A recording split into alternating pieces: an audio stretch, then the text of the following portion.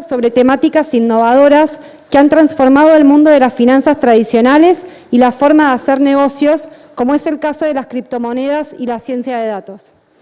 Manuel Calderón, magíster en finanzas y magíster en economía, y Juan José Miranda Bront, doctor en ciencias de la computación y director del máster en Management y Analytics, estarán a cargo de los paneles de presentación de las temáticas que incluyen un espacio de diálogo en donde todos ustedes podrán participar a través de sus preguntas en el panel. Antes de comenzar, quiero agradecer a María Eugenia López Isnardi y a Julio Fermo, subdirector y director de la Maestría de Finanzas de la Universidad de Itela, y a Guido Sanleris, que como asesor de la Bolsa facilitó esta alianza estratégica entre nuestra institución y la universidad. Vamos a dar comienzo entonces al primer panel para no demorar más el inicio, titulado El mundo cripto y las finanzas descentralizadas, a cargo de Manuel Calderón, a quien recibimos con un fuerte aplauso, y va a estar moderado por John Walker, vicepresidente de Drachma Sociedad de Bolsa. Así que, Manuel, te recibimos con un fuerte aplauso. Acá estás.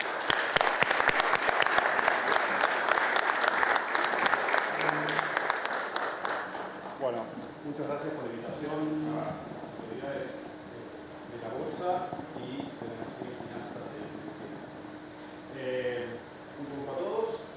Yo trabajo en el Grupo de Cripto, aparte de ser el profe de la maestría en finanzas, justamente de una materia vinculada a criptomonedas, que hace ya como 6 años venimos dándola, con bastante éxito.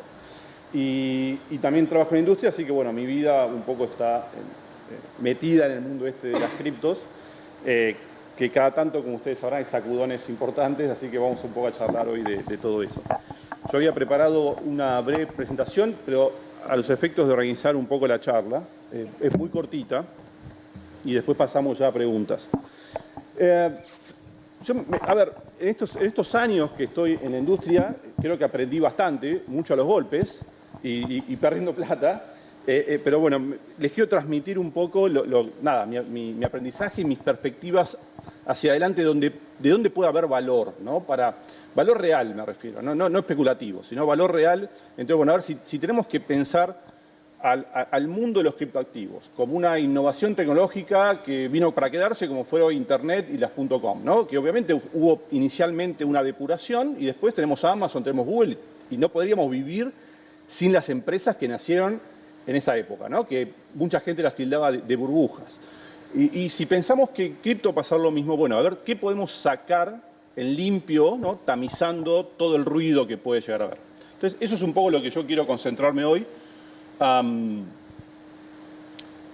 Y va a ser muy corto, pero puse algunos bullets que a mí me parece que son importantes. No voy a explicar cómo se fundamenta la tecnología, quiero ir como a cosas más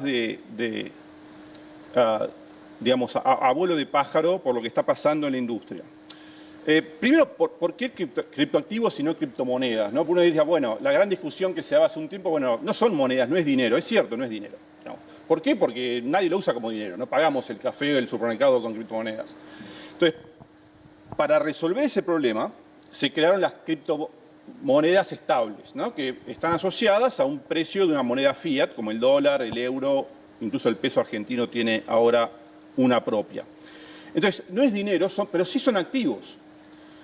Y son activos que a mí me parece que tienen bastante que ofrecer y que se está aprendiendo acerca de todo esto. Algo que quiero comentarles también, yo no soy un maximalista cripto, es decir, yo no creo que cripto vino para disrumpir o revolucionar y eliminar a las finanzas tradicionales. No, yo creo que va a haber una convergencia, no sabemos cuándo, no sé ni cuándo ni cómo, pero creo que va a haber una convergencia porque la industria cripto tiene mucha eficiencia para transmitir. O hay cosas que se pueden hacer en la industria cripto que no se podrían hacer tal cual están hoy las finanzas tradicionales. Entonces yo creo que va a haber una convergencia, veremos cómo ocurre esa convergencia. ¿Y por qué tienen valor, digamos? ¿O por qué tienen valor los criptoactivos, ¿no? Bueno, por varias propiedades que tienen, y cada uno es un mundo. No hay que meter todo en una misma bolsa. Hay algunos criptoactivos como Bitcoin, que tiene valor porque es escaso, tiene escasez, y la gente valora esa escasez y valora la regla que determina cómo funciona esa escasez. Entonces, por eso llegó a valer $60.000, hoy lo tenemos en 17, 18. Pero son $18.000, inicialmente valía centavos, ¿no? O sea que todavía la sociedad le da algo de valor al Bitcoin, justamente como reserva de valor quizá de largo plazo, y quizá también especulativa, porque nadie sabe qué va a pasar, y no hay un objeto detrás, ¿no?, que se pueda tocar, que sea tangible, que le dé valor a Bitcoin. No, es una convención, es un consenso que nos parece que es interesante esa tecnología, puede resolver problemas, confiamos en eso y por eso le damos valor. Hay otros criptoactivos que tienen valor por dar seguridad a redes, a blockchain, ¿no?, por permitir que esa tecnología funcione.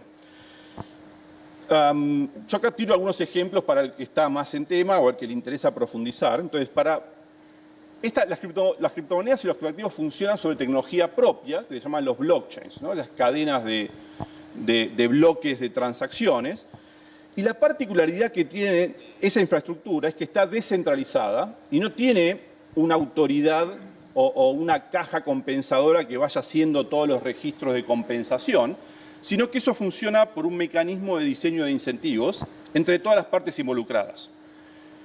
Es un invento fabuloso. El que es economista, le interesa diseño de mecanismos, teoría de juegos, si lee el paper original de Satoshi Nakamoto, va a encontrar un montón de cuestiones que tienen que ver con economía, con cómo resolver problemas cuando somos una organización que funcionamos con un sistema de reglas donde no hay un jefe, sino que nos tenemos que autocoordinar, que así nacieron las organizaciones, por otro lado, ¿no? Entonces, un poco este tipo de mundo viene a traernos, viene a proponernos un cambio paradigmático, y eso sí, yo lo comparto, que es, bueno, pensemos en que vamos a vivir en una aldea global, usando Internet, trabajando en espacios virtuales, ¿no? Es decir, cada vez más, creo que los que son más jóvenes, y yo ahí no me incluyo, pero tengo la suerte de trabajar en una industria joven, están ya acostumbrados a trabajar virtualmente. Es decir, cada vez se generan plataformas, espacios, donde colaboramos para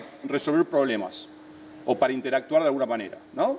Es la modalidad de red social trasladada al ambiente productivo.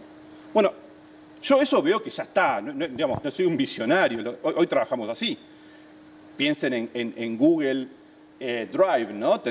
Editamos documentos conjuntamente, generamos hojas de cálculo y cuentas y todo el mundo está colaborando ahí, y hay plataformas que están especialmente diseñadas para hacer eso. Entonces, una oficina puede estar viviendo en un metaverso, llamémoslo.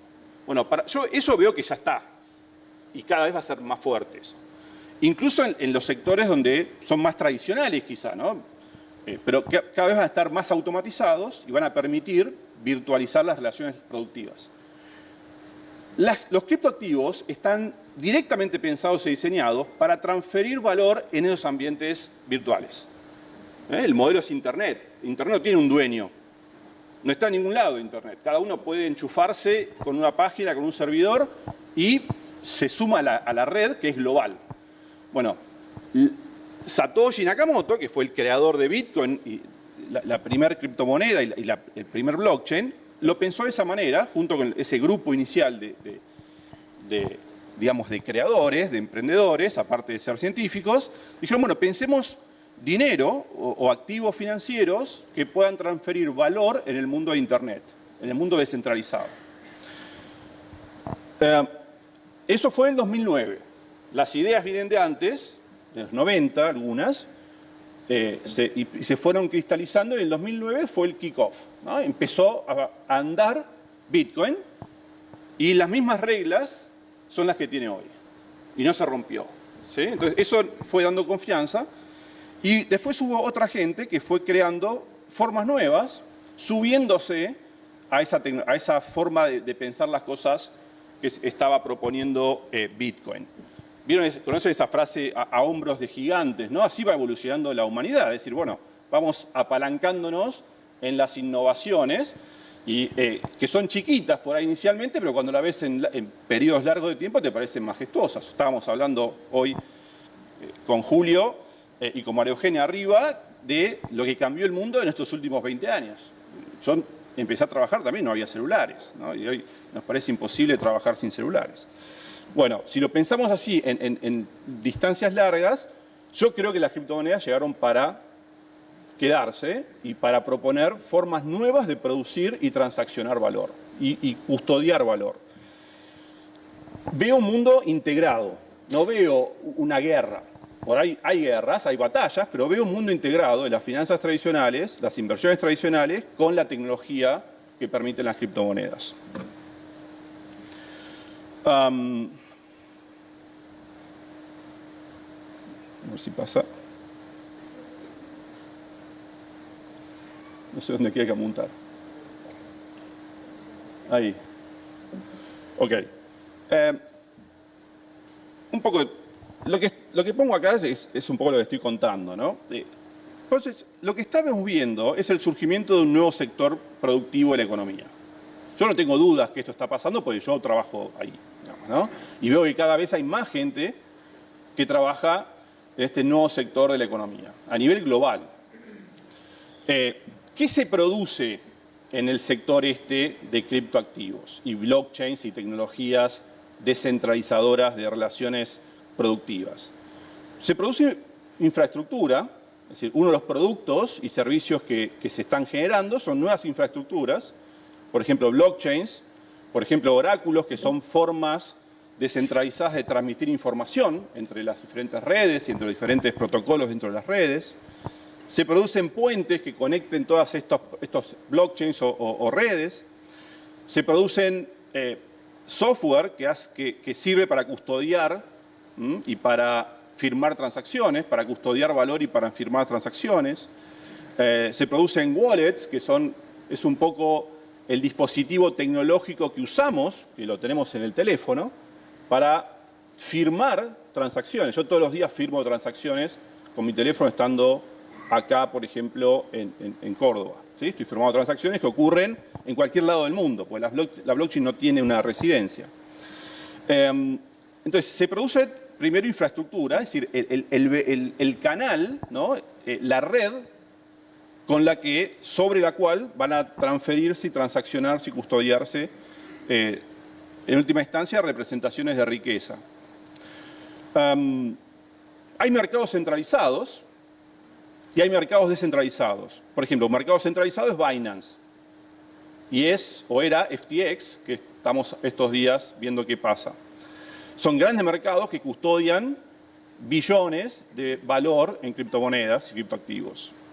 Y también hay mercados descentralizados que son producidos a partir de programas, software, código, se llaman contratos inteligentes, que permiten programar organizaciones y hacerlas automáticas y descentralizadas, ¿no? Entonces, hay bancos, acá debe haber mucha gente que trabaja en bancos, hay bancos que funcionan descentralizadamente en las blockchains, donde uno puede pedir un préstamo o depositar dinero y ganar una tasa de interés o pagar una tasa de interés por usar ese préstamo. Hay un money market que ocurre descentralizadamente y de forma automática y mueve billones de dólares por día. Hay muchos, no hay uno, hay varios protocolos. Entonces, esta tecnología te permite diseñar instituciones, diseñar organizaciones, empresas, de forma automatizada, y que vivan en una blockchain y que cualquiera las pueda usar cuando quiera, a cualquier hora. Una de las cosas que trae esta tecnología es la constancia, ¿no? No sé cómo llamarlo, es el instante a instante, durante todo el día, durante todo el año, no hay feriados, nadie duerme, son robots que corren y te permiten a vos interactuar. ¿Okay? Entonces, obviamente la humanidad tiene un ciclo, entonces los domingos por ahí no hay mucha noticia en estos mercados, pero están ahí. ¿Okay? Si no, tenemos que esperar a que abra el banco para hacer la transacción o ir a retirar el dinero.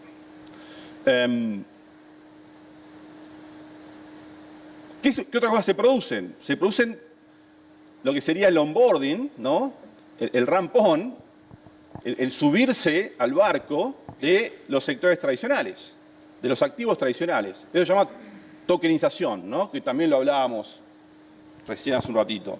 Está cada vez habiendo más propuestas de tokenizar activos tradicionales, por ejemplo, commodities, por ejemplo, real estate, por ejemplo, equity, índices de, digamos, de activos financieros, treasuries, bonos, y subirlos a blockchains. ¿Para qué?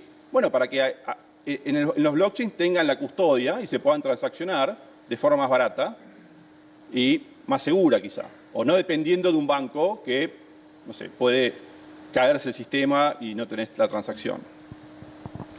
Obviamente lo que estoy diciendo tiene matices. Hay cuestiones todavía que resolver respecto de seguridad en los blockchains, pero los que son más grandes prácticamente no han tenido ningún problema. Entonces, tokenización de activos reales, que sería el onboarding de la economía real a los criptoactivos. Después, infraestructuras para transaccionar en metaversos. Esto para mí es crucial, es un poco la intuición, ¿no? Si uno tiene la visión de hacia dónde vamos, esta me parece es la que a mí me inspira, por lo menos. Si yo me levanto y digo, ¿qué hago trabajando acá? ¿No? Es decir, y vengo un poco, estoy muy formal para lo que es mi oficina, por ejemplo, ¿no? Que están todos de bermudas y zapatillas o jotas. Entonces yo digo, me levanto y digo, ¿qué hago acá? Bueno, pero mi visión es, el mundo va a metaversos. No sé cuándo, no sé si será el año que viene o dentro de 10 años, pero vamos ahí. Y ya lo vemos eso. Usamos Google Drive para tener nuestros archivos, nuestras cuentas, compartir trabajos con nuestros compañeros de estudio, con nuestros compañeros de oficina, y producimos de forma colaborativa, ¿sí? Lo que antes era un lío, te tenías que juntar en una casa a hacer un trabajo, ahora no, ya está, estamos en un espacio virtual. Trabajamos así. Bueno, yo creo que eso es lo que se viene. Digamos, y de la misma manera que cuando surgió Internet, me imagino que, no sé, un supermercado diría, ¿para qué me va a servir Internet a mí? O incluso, bueno, un banco creo que no, pues son los que más rápido adoptan, pero, no sé, una automotriz, bueno, yo creo que hoy nadie podría vivir sin Internet de esas empresas. Ninguna empresa podría vivir sin Internet. Ni siquiera un kiosco, porque necesita un postnet, o podría hacer transacciones mucho más baratas si tuviera Internet y una red de pagos. Bueno, de la misma manera yo creo que muchas empresas, la mayoría, van a empezar a virtualizar todas las operaciones. Laborales, me refiero, ¿no? Lo que todavía no está virtualizado. Entonces, esto dispara, digamos, ideas tipo de ciencia ficción, ¿no? Podemos estar en cualquier lado, trabajando para cualquier otro, haciendo lo que queramos, y como si estuviéramos a centímetros de distancia. ¿Okay? La forma de transaccionar eficientemente y con mucha seguridad en ese tipo de entornos virtuales son los criptoactivos. Están pensados para eso. Hay varias empresas argentinas. Argentina es una usina, muchos lo sabrán, en todo este mundo. Entonces hay muchas empresas argentinas que están proponiendo este tipo de revolución, digamos, organizativa, de metaversos y espacios virtuales. Menciono dos, Decentraland y The Sandbox, son las dos más grandes, son argentinas, de founders argentinos. En todo protocolo hay un grupo de argentinos del mundo cripto. Obviamente hay gaming, hay diversión, como lo tenemos también en el mundo real, ¿no? Digamos, yo creo que deportes es gaming. Bueno, todo eso lo vamos a tener también en versión cripto, de metaverso, etcétera. Mucho va a pasar por ahí, estoy segurísimo, no me caben dudas. Lo vemos en los spots de televisión, ¿no? Estas empresas de apuestas que están bajando inversiones importantísimas, pues están apostando a ese tipo de futuro deportivo. Y después también cuestiones más serias, incluso más de, digamos, de costos de transacción y de justicia, que es la resolución de conflictos. Porque en este mundo también va a haber conflictos, va a haber contratos o promesas incumplidas. Entonces, ¿cómo se resuelven esas cosas si estamos en un ambiente virtual? No hay un juez de que puedo ir yo a golpear la puerta e iniciar una causa. Yo contraté a alguien que está en Indonesia. No hay forma de que yo arme un litigio por un problema de, no sé, $50.000, que puede ser un conflicto de alguien que no hizo un delivery que tenía que hacer y que está en cualquier lado. Imagínense que eso tiene un costo enorme. Voy a perder 100.000 para litigar 50.000. Bueno, hay protocolos que están orientados a resolver temas de justicia en el mundo de las blockchains y criptomonedas. Cleros es uno que es de otro argentino, la idea, y es co-founder. Entonces, lo que estamos viendo, de nuevo, todo esto hace 13 años que inició.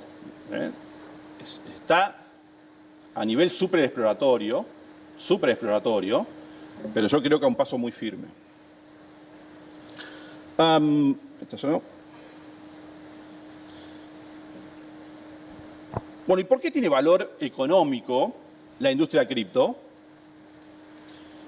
Varias cosas las dije, porque está pensada y está diseñada para transferir y custodiar riqueza en mundos virtualizados, que es hacia donde vamos. Entonces, si uno cree que vamos hacia ese lugar, bueno, la tecnología de criptoactivos es lo natural.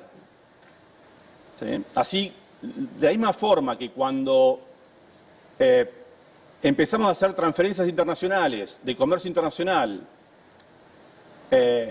a gran escala, el oro no se podía mandar de un país a otro. Surgió fiat money, dinero fiduciario, y después cable. Bueno, de la misma manera, si pensamos en que estamos yendo en esa tendencia y no hay una guerra nuclear que nos destruya, las criptomonedas son, la tecnología está diseñada para eso. Y después, aparte, que permite pensar cosas nuevas que no se podrían hacer con la tecnología anterior. Entonces, siempre cuando hay un cambio tecnológico, esa nueva tecnología tiene que resolvernos los problemas que tenía antes, porque si no, no sería tan útil, y aparte me permite resolver nuevos problemas, por eso es útil. Bueno, esto es lo mismo.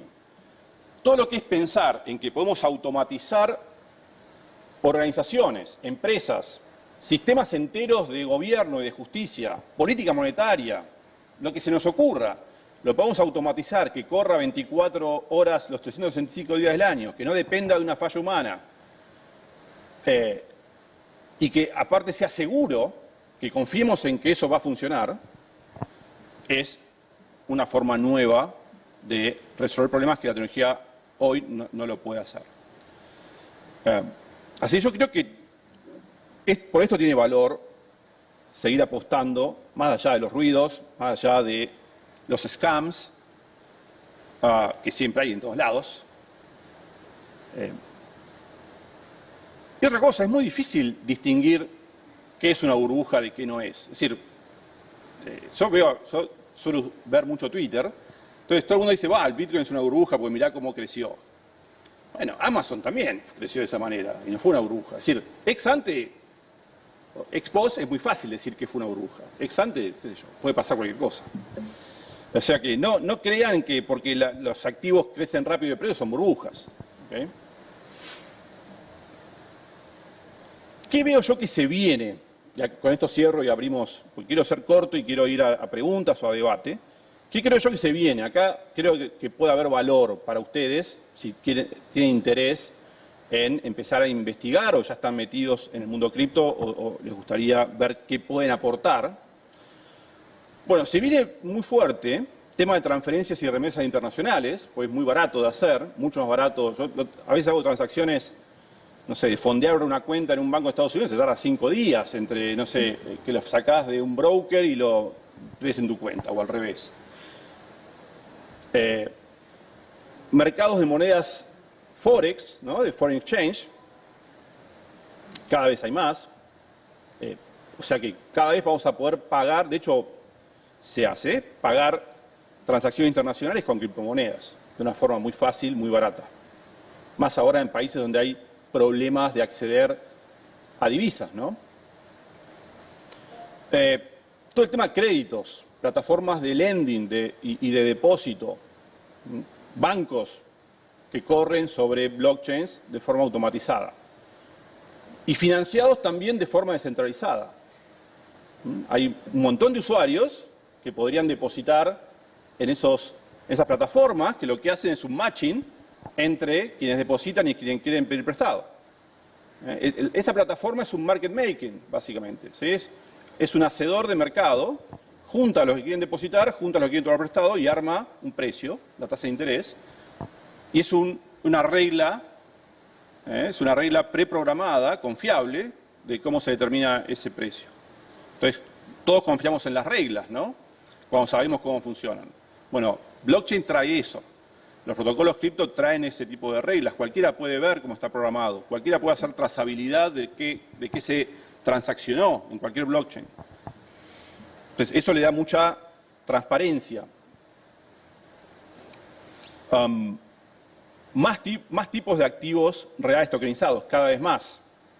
Recién hablábamos de commodities, de equity, de treasuries, de fixed income, de índices, de real estate. Todo eso se va a poder custodiar en blockchains y vamos a poder transferir de forma muy barata y cuando queramos. Si ustedes piensan, yo trato de seguir mucho la evolución histórica de la economía, de las relaciones económicas y de las ideas económicas, y la tendencia de muy largo plazo es que fuimos creciendo y cuando fuimos resolviendo el problema de cómo hacer circular la riqueza, de cómo hacerla líquida, de cómo usarla para algo productivo. ¿Por qué? Porque si yo pienso que soy rico porque tengo oro abajo de una mina y no tengo forma de sacarlo o de hacerlo representar a través de cuotapartes, acciones que todos confiamos en que representan ese oro, bueno, no vale nada eso. Ahora, cuando nos ponemos de acuerdo en que si tenemos un título de propiedad sobre eso, eso tiene valor, bueno, ahí lo podemos hacer circular y nos sirve para un montón de cosas, para ponernos de acuerdo en cuestiones muy abstractas acerca de pagos, por ejemplo, ¿no? Así se crearon las monedas. Hay muchos ejemplos muy anecdóticos de cómo, de formas monetarias muy raras, ¿no? Que se crearon de esa manera, de forma tan abstracta. Bueno, yo veo lo mismo. En el mundo de las criptos, que es muy abstracto, es muy difícil entender, si uno quiere saber en términos técnicos, cómo funciona la criptomoneda. Por eso no voy a hablar de eso. Computacionalmente es abstracto y complejo, pero también es abstracto y complejo usar un teléfono celular y saber cómo funciona. Nadie hace eso, ¿no? Todos lo usamos y confiamos en que anda. ¿Por qué? Porque tenemos un feedback que más o menos nos da esa confianza. Estoy hablando con mi tía, pues reconozco la voz, entonces cada vez por ahí va a ser más difícil porque se pueden falsear las voces, pero digo, estamos confiando en la tecnología, bueno, acá lo mismo. Usamos criptomonedas porque confiamos en que esa tecnología anda sin saber cómo anda. Pero eso es, de nuevo, ¿no? Algo que ocurre constantemente, piensen en cualquier cosa que usan. Entonces veo también que hay un movimiento muy nuevo y muy interesante de fondos que van desde el mundo blockchain y cripto a financiar proyectos reales. Esto es muy interesante, porque estos años se acumularon muchísimos capitales en el mundo cripto, en la forma de criptoactivos. Ahora, si queremos usar esos criptoactivos para financiar inversiones reales, hasta ahora no se había pensado y ahora sí se está pensando. Entonces, vamos a usar parte de esa riqueza en financiar infraestructura, en financiar créditos, en comprar carteras. Por ejemplo, hay varios acuerdos, si quieren después les paso los más importantes, los más relevantes, pero un protocolo que custodia mucha cantidad de dinero, 7 billones de dólares más o menos, firmó acuerdos para financiar cartera de crédito de bancos en Estados Unidos. 100 millones de dólares, por ejemplo, en créditos que pueden financiar hipotecas para construir, etc. O sea, la riqueza de ahí sale del mundo cripto. ¿Sí? Entonces, ese es un movimiento importante de cómo conectar. Yo creo que ahí va a estar el desafío de los próximos años, cómo conectar los dos mundos. Entonces, veo una convergencia entre el mundo cripto y de finanzas descentralizadas con las finanzas tradicionales. No sé cuándo va a estar. Hay mucha regulación que estamos ahora discutiendo. Hay mucho, ¿no?, maximalista a los dos lados, pero siempre los maximalistas tienden a no resolver problemas y a quedar atrás. Entonces, los que resuelven problemas son los que quedan tratando de justamente tender puentes y lazos. Entonces, yo creo que va a haber una convergencia, va a haber más regulación, claramente, porque la regulación es útil, por algo existe. El tema es cómo hacerla y cómo regular, ¿no? Esa es la pregunta, no si tiene que haber una regulación. Y también va a haber mucha autorregulación, que la autorregulación es muy importante también.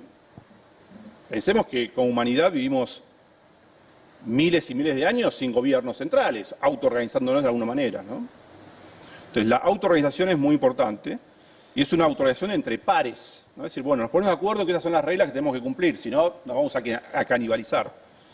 y todos salimos perdiendo. Digamos, la humanidad empezó a funcionar cuando resolvimos el problema de la cooperación.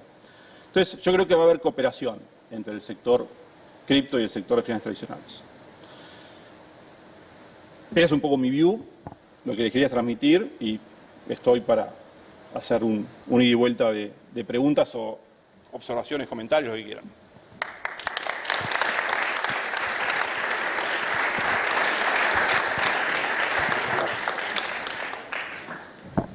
Hola, hola. Bueno, muchas gracias, Manuel. Muy interesante lo que nos has presentado, y también muchas gracias a todo el equipo de la Ditela por estar acá hoy en la Bolsa de Córdoba. Es muy importante para nosotros, que venimos de las finanzas más tradicionales, tenerlos hoy aquí y escuchar toda esta tendencia, todas estas novedades. Y bueno, voy a abrir el panel con alguna pregunta, y el público que quiera participar simplemente levanta la mano y se le acerca uno de los micrófonos. Bueno, como alguien de las finanzas tradicionales, que obviamente esta tendencia que estás mencionando es algo ya tangible, ya algo concreto, me gustaría preguntarte, mencionaste algunas líneas, ¿cómo ves la masividad o cómo llega los DeFi, las finanzas descentralizadas, a un usuario tradicional? ¿Por qué línea de negocio, por qué línea de servicios ves que puede explotar esto? Sí, esa es la pregunta. Nosotros todos los días, no sé, en mi empresa lo que hacemos es levantarnos y decir qué problema podemos resolver, qué caso de uso concreto podemos resolver para gente que está lejos todavía. Es muy fácil explicarle a alguien que ya está y que puede usar solo todo esto. Pagos es un buen tema. Cómo resolver tema de pagos, ¿no? Cómo abaratar todavía más los pagos que hacemos todos los días. Ya estamos acostumbrados a ir a pagar con el teléfono, ¿no? Es decir, uno va a cualquier lado por ahí con un QR y puede pagar cada vez más eso. Bueno, quizá dentro de muy poco lo podemos hacer usando criptomonedas. Es decir, usar parte de nuestra riqueza para hacer pagos. Otro tema son créditos. Cómo poder dar crédito contra parte de nuestra riqueza que esté colateralizada en criptomonedas. Y dentro de poco yo me imagino que va a haber formas, mecanismos nuevos para poder dar créditos, incluso si no tenés riqueza en criptomonedas. A un mecanismo de scoring, de buen comportamiento reputacional, que permita contra eso dar créditos. Entonces yo creo que la parte de resolución de problemas de pagos, de costo de transacción, de lo que es banking, todo lo que es banca y sistema financiero, para tomar créditos, para comprar algo en cuotas o como vos lo quieras financiar, eso es un caso de uso bien concreto. Tema tokenización de activos, ¿no? Yo, no sé, me gustó invertir en agro o en propiedades inmobiliarias, pero no tengo $300.000 para comprar un departamento de emprendimiento. Bueno, compro una cuota aparte. Y si vos tenés un sistema que gestione esa cuota aparte, que yo la pueda vender cuando quiero, y que haya un precio de mercado, que haya liquidez, eso me resuelve un problemón. Es buenísimo. Entonces, ese tipo de emprendimientos los veo crecer también. En agro, en real estate,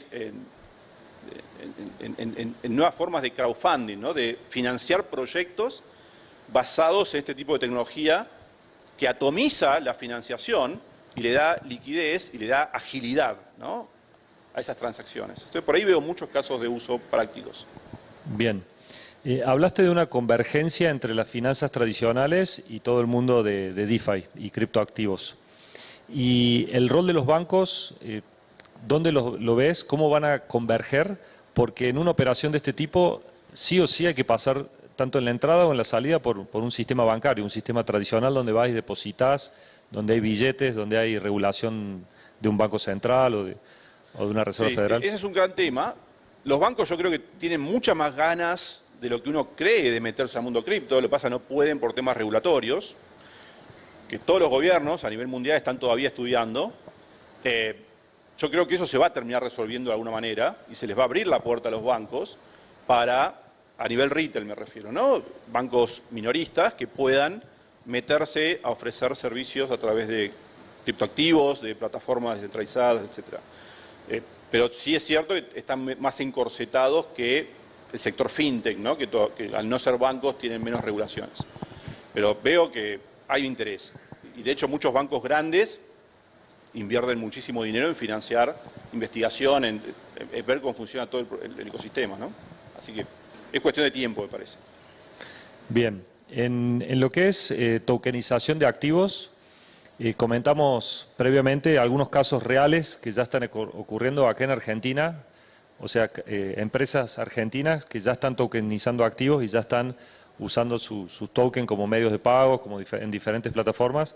Si nos podés contar uno que otro caso existente ya como para que el auditorio se lleve una idea concreta de la tokenización. Sí, en Argentina hay dos casos de industrias, ¿no?, que lo están haciendo. Una es el agro, donde hay una empresa que está creciendo bastante, que lo que hace es tokenizar grano de soja, inicialmente, después pueden ser cualquier otro grano. Entonces, yo podría invertir, también uno me dirá, bueno, vos también podés invertir ahora en soja si quisieras comprando futuros. Pero es complicado eso, no cualquiera sabe cómo hacerlo. O por ahí, el precio del futuro está en pesos, y yo no lo quiero tener en pesos, por X razones, creo yo. Bueno, entonces, yo puedo tener un token que represente un grano de soja, por ejemplo, ¿no? Una vez que tengo ese token que representa ese activo real, yo eso lo puedo usar para sacar un préstamo en pesos, por ejemplo. Es un buen caso de uso para productores. Los productores tienen riqueza, pero quizá no la tienen de forma líquida, o la tienen de forma líquida para un mundo que es el mundo del agro, ¿no? Porque ahí sí, pues, todos aceptan por ahí pagos en granos. Pero si vos querés salir de eso, porque ahí sí, pues, todos aceptan por ahí pagos en granos. Pero si vos querés salir de eso, o querés hacer algo, querés dólares para comprarte algo en Estados Unidos, se te va a complicar. Entonces, si vos tenés una infraestructura que te permita tener un token que representa valor real, y eso usarlo como garantía para pedir un préstamo, para hacer una compra, eso es un caso de uso importante, me parece. Otro caso de uso importante que está viendo en Argentina es inversiones inmobiliarias. Yo conozco varios casos que están subiéndose al mundo de las criptos para financiar proyectos tokenizando una unidad de metro cuadrado, un metro cuadrado o menos, lo que sea, se puede subdividir como uno quiera. Eso permite, de nuevo, ¿no?, hacer líquido esa inversión. Por la cuota parte va a ser chiquita, no necesito un monto importante de dinero para invertir entonces en el sector inmobiliario. Y yo, teniendo ese token, participo de los dividendos que genere ese emprendimiento. ¿Sí? Si es un alquiler de oficinas, lo que sea, o si es una venta, una construcción para vender después un edificio o algo.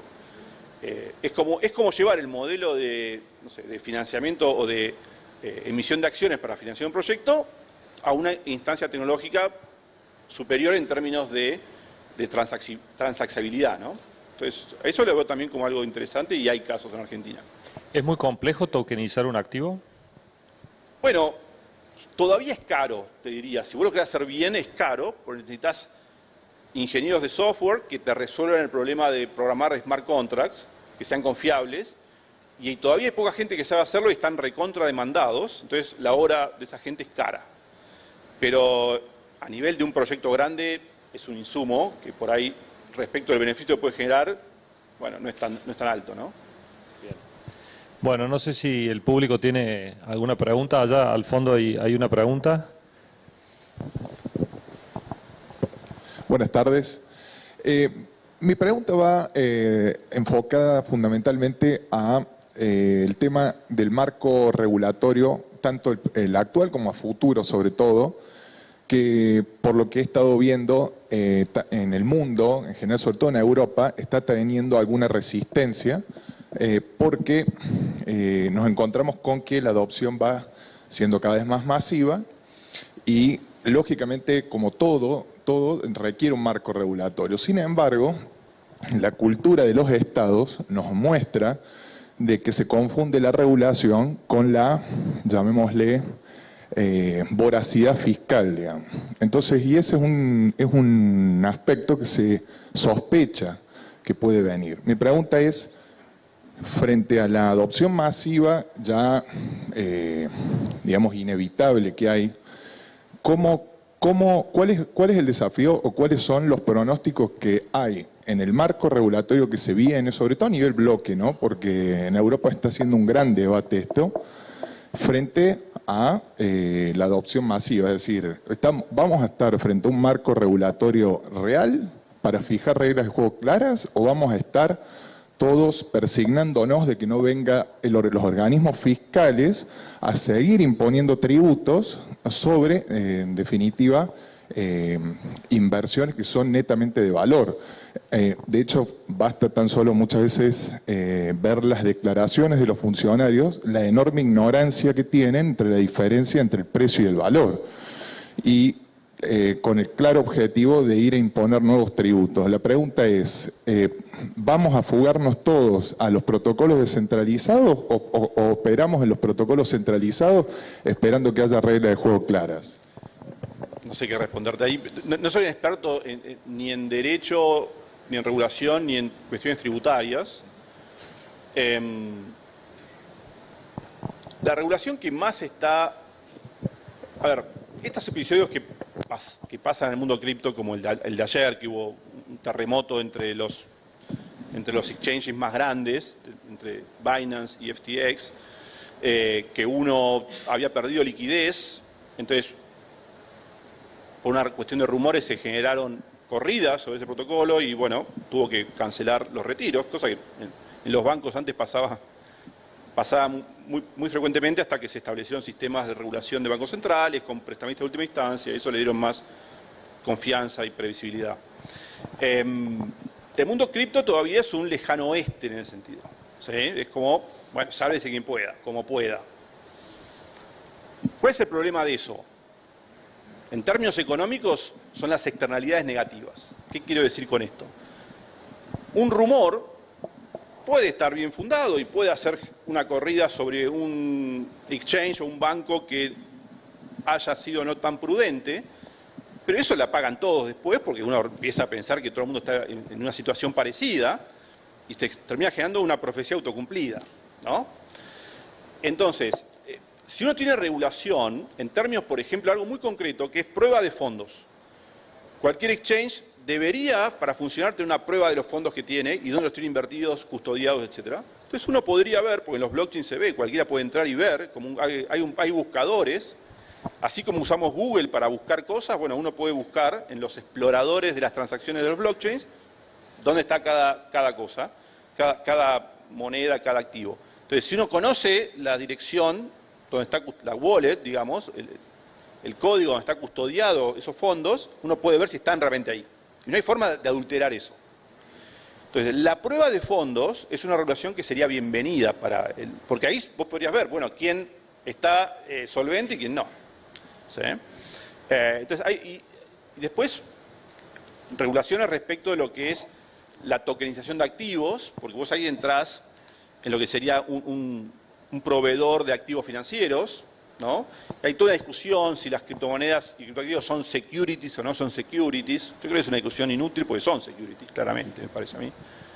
Pero bueno, eso hay un gris. Hay muchos grises que, de nuevo, pensá que por más que Bitcoin tenga ya como 13 años, hace 3 que esto está siendo más masivo, ¿no? Porque inicialmente nadie lo conocía Bitcoin hasta el 2014, 2015 quizá. Y recién ahí empezó a haber otras redes que permitían hacer otras cosas. Y estamos hablando de que esto empiece a ser masivamente conocido, incluso para los reguladores, que lo ven como un tema regular. Yo te digo que hace cuestión de meses. Es más, hubo una crisis muy fuerte en el ecosistema cripto en mayo, que cayó otra gran blockchain y generó destrucción de valor, y recién ahí los reguladores dijeron, esto puede ser importante, porque termina generando externalidades sobre el sistema tradicional también. Entonces quizás haya que regular eso. Ahí se empezaron a preguntar, en términos de, no sé, de organismos supranacionales, ¿no? A nivel concreto, hace más tiempo que se viene hablando de regular, pero todavía no hay nada concreto. Obviamente hay países que tienen marcos regulatorios para empresas criptos. Muchos países, Suiza, UK, Gibraltar, hay varios, Israel, un montón. Entonces, muchas empresas por eso están radicadas en esas jurisdicciones. Pero de nuevo, Lo de voracidad fiscal es un comentario aparte que eso depende por ahí de, no sé, de otro, digamos, uno puede tener voracidad fiscal en cualquier ámbito, también en el mundo de las criptomonedas, pero si pensamos en que las criptomonedas son riqueza y que son activos, me parece fair, limpio, que tengan las mismas reglas de juego que cualquier otro activo. El tema es, bueno, cuáles son las reglas de juego, que es lo que todavía no se conoce bien. Pero yo vería con buenos ojos una regulación, porque de nuevo resuelve el problema de la canibalización, ¿no? Resuelve el problema de que el problema que tiene uno, pensemos en que se puede extender a todos, y eso si las cosas están bien reguladas, como se fue regulando el sistema financiero tradicional, sigue habiendo crisis financieras, pero quizá no son tan violentas y tan fuertes como eran hace, no sé, 50 o 100 años, ¿no? Bueno, hay que darle tiempo a todo esto, ¿no? Pero no tengo mucho más para comentarte, perdón. Acá tenemos una pregunta. Sí, Manuel, vos has planteado realmente para los que provenimos de otras generaciones, yo provengo de un banco, o sea, finanzas tradicionales. Realmente te felicito porque has planteado un panorama hacia donde va, creo, toda la sociedad y la economía. Y quiero hacerte algunas reflexiones sobre este tema y te pido disculpas si algunas obedecen a mi generación o a de donde provengo. Normalmente los que provenimos de un banco siempre estamos acostumbrados por una deficiencia profesional a decir este producto, esta transacción, esta propuesta, siempre queremos evaluarla con el riesgo, meter el riesgo metido adentro. Veo que acá este mundo está sujeto todavía a muchos riesgos.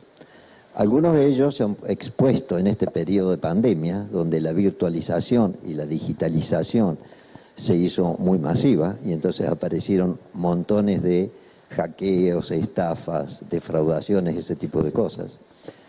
Y yo creo que ese tema, no sé, quiero escucharte tu opinión, creo que merece a este mundo ponerle una serie de penas o restricciones o controles mucho más estrictos que no están en el mundo real tradicional. Quizás estén mucho más los controles y las penas sobre el mundo tradicional, sobre toda la economía tradicional, pero no sobre esto. Esa primera reflexión.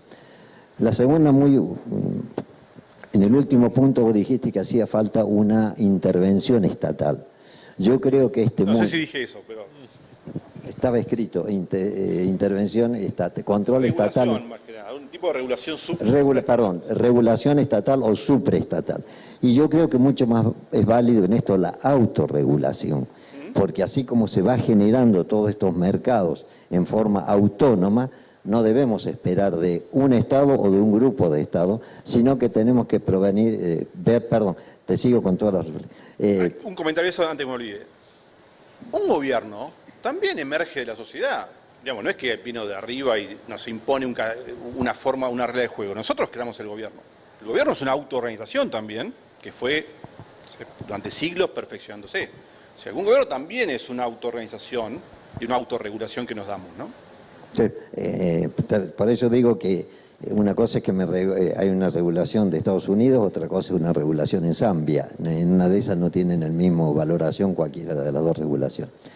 Y el otro tema, o sea que yo en esto creo que lo que hay que trabajar es sobre la autoevaluación, es decir, autorregulación y no esperar una regulación por el lado estatal. Y el tercer tema, tercera reflexión es, hay muchas por ahí ideas o señales contradictorias. Este mundo está hecho para ser digitalizado, el trabajo en cualquier lugar del mundo, como que si tuviera 10 centímetros, vos lo acabas de decir. Sin embargo, hace 2 días Elon Musk mandó a decir que el que no venía a trabajar se daba por renunciado. Las ideas que se generaban y se autogeneraban y todos los productos nuevos exigían estar todos juntos y no a través de un teléfono o de una computadora. Y también otras reflexiones como que, bueno, la digitalización hizo que todo el mundo se cree con derecho realmente a trabajar menos y eso es una dificultad para el futuro. ¿Qué opinas de estas distintas reflexiones? Perdón, te hago reflexión y no preguntas. Con Gracias. todo mi respeto a Elon Musk, imagínate si quisiéramos decir, no, cada vez que querramos hablar de algo tenemos que juntarnos en algún lugar. No podemos usar teléfonos. Digo, ¿no? En serio. Cada cosa me parece que tiene razón de ser para un problema concreto. Si es juntarnos porque tenemos que motivarnos y pensar colectivamente una idea y para eso es importante que estemos presencialmente, puede ser. Pero para otras, no, usamos un teléfono, usamos una computadora, ¿no? Creo que Elon aparte exagera porque es su estilo, pero él no está de acuerdo en el fondo con eso llevado a un extremo. Me imagino que es una forma de un poco de chicanear, ¿no? Es un poco su estilo. Hay cosas que no se podrían hacer, digamos, si para hacer algo tenemos que estar todos juntos físicamente en un lugar. No tiene sentido. De nuevo, pensemos en costos de transacción, ¿no? Uno puede mirar, de nuevo, la evolución de, por lo menos la parte productiva de la humanidad, siempre tratando de buscar reducir costos de transacción. El dinero es una forma de reducir costos de transacción. Imagínense, tenemos que hacer trueque por cada cosa que queramos conseguir. Una locura. O sea, el dinero existe para eso. Bueno, lo mismo, la tecnología existe para eso, para resolver problemas de costo de transacción, que haría imposible cualquier producción de nada si tuviéramos que estar buscando un trueque o juntándonos todos en un mismo lugar, 10.000, 15.000 personas para hacer algo.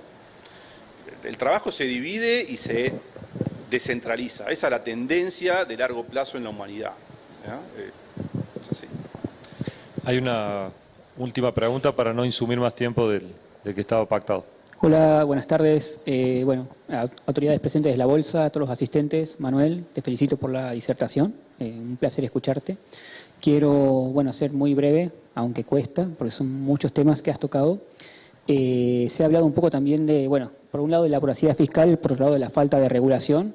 En esto me gustaría hacer un llamado de atención con lo que está ocurriendo en el mundo, que son apenas pocos países los que se están convirtiendo de alguna manera en paraísos criptos o que no son paraísos fiscales, ¿no? Son paraísos cripto en el sentido de que dan muchas facilidades para que se puedan constituir empresas de esta naturaleza, países chicos generalmente que no son los que tradicionalmente se tenían en mira o que no son los que integran por ahí un G7 o un G8, sin ir más lejos, por ejemplo, el caso de El Salvador, que todos imagino que conocerán o estarán al tanto un poco de la situación en ese país, y los que acabas de nombrar, ¿no? Gibraltar, Liechtenstein, etcétera. Veo que por un lado tenemos estos países que están llevando a cabo regulaciones que posibilitan que se desarrollen empresas en este sector, que me parece que nuestro país, así como los países del G7 y G8, deberían empezar a verlos y a cumplir o a seguir esa normativa. Pero tenemos los países que acabo de nombrar, los países desarrollados. Yo conozco de primera mano el caso de Estados Unidos, conozco el caso en Canadá también, donde ahí se mira con bastante recelo lo que está ocurriendo en el mundo cripto, más allá de que las principales empresas de criptomonedas o mineras son canadienses o estadounidenses, valga esta contradicción, ¿no?, tan grande. Y lo que pasa en Argentina, un tertium genius, es decir, un tercer género, en el sentido en que acá, si bien tenemos un potencial extraordinario en el ámbito del desarrollo de las criptomonedas, no aparece una regulación y no sabemos si vamos a seguir la política estadounidense, la canadiense, o si vamos a seguir la política de estos otros países. Nos movemos entre ambos lados. Por un lado tenemos, cierto es, una voracidad fiscal enorme, por lo tanto la regulación cripto en Argentina pasa a ser sinónimo de voracidad fiscal, de impuestos, y no hay otra cosa. Y por otro lado está el tema de las prohibiciones. En Argentina, me duele decirlo, pero cargamos con el constante acecho del Estado en el sentido de que se puedan prohibir las criptomonedas. Esto no es muy descabellado pensarlo porque pasó en países hermanos, en países vecinos, como por ejemplo Bolivia, Ecuador, sin ir más lejos en China y en otros países con los que este país políticamente se está alineando. Esto me imagino que para vos lo deben plantear en encuentros de la empresa en la que vos estás, creo que estás en Buenbit, si no me equivoco. Es un riesgo. Me gustaría conocer de primera fuente cómo ven este panorama sombrío. ¿Se piensan armar maletas, irse, volverse, quedarse? ¿Y cómo ven la falta de esta regulación cripto que existe en la Argentina, más allá de la cuestión fiscal y de la cuestión del que o las prohibimos o las permitimos? El gobierno argentino, absoluto silencio prácticamente en esto, los proyectos naufragaron completamente, no hay esa regulación. Y eso me gustaría saber también cuáles son los motivos, si es falta por ahí de falta de presión, falta de lobby, falta de entendimiento. No creo que sea falta de recursos ni falta de conocimiento, porque me parece que tenemos mucha materia gris, mucha gente formada en esto. Me gustaría saber si lo quisieras compartir un poco, cuál es el motivo o cuáles son los intereses en juego. Puramente a título personal, porque yo en Bombit trabajo en área de inversiones y finanzas, y hay toda otra área de compliance y legales, que no voy a meterme en esos temas a nombre de la empresa. No sabría qué decirte de la mayoría de las cosas que vos estás preguntando, porque no es mi tópico, ¿no? Tema regulatorio, yo lo mencioné ahí, todos lo tomaron, pero como un tema que creo que aportaría si está bien hecho, pero no es mi tópico, Ni siquiera me interesa mucho lo que están haciendo los bancos centrales a nivel de criptomonedas, porque todavía no hay nada concreto, hay propuestas, pero no hay nada concreto. Entonces, hasta no ver lo que se va a hacer y que funcione, digamos, y qué quieren hacer realmente, no estoy dedicando tiempo, porque hay tanto para aprender y dedicarse a estudiar que está pasando día a día que no tengo tiempo para los proyectos que no se sabe si se van a concretar. Desde el punto de vista regulatorio lo mismo, no sé para dónde puede ir la regulación acá, no tengo ni idea. Pero me parece que es una cuestión general, no solamente en el mundo cripto. Keep building, ¿no? Es la frase. Sigamos construyendo mientras esas cosas no estén, mientras no te lo impidan directamente, que puede ser un riesgo, como vos decías, bueno, sigamos tratando de construir lo que podamos. Y otra cosa no te podría decir, y menos, por ahora la empresa tendría que preguntarles a los responsables de esas áreas, qué opinan cómo están viendo el tema regulatorio a nivel de empresas cripto en particular. Sigamos construyendo y pensando, tratando de resolver problemas y buscando casos de uso que resuelvan problemas y que generen valor, ¿no? Más allá de las regulaciones. Pero eso me parece que afecta a todos los sectores. Un agricultor en Argentina debe ser de los productores más castigados en términos de impuestos y se levanta y trata de ver cómo puede producir. Bueno, hagamos eso. No sé qué más decirte. Bueno, muchas gracias. Agradecemos con un aplauso a Manuel.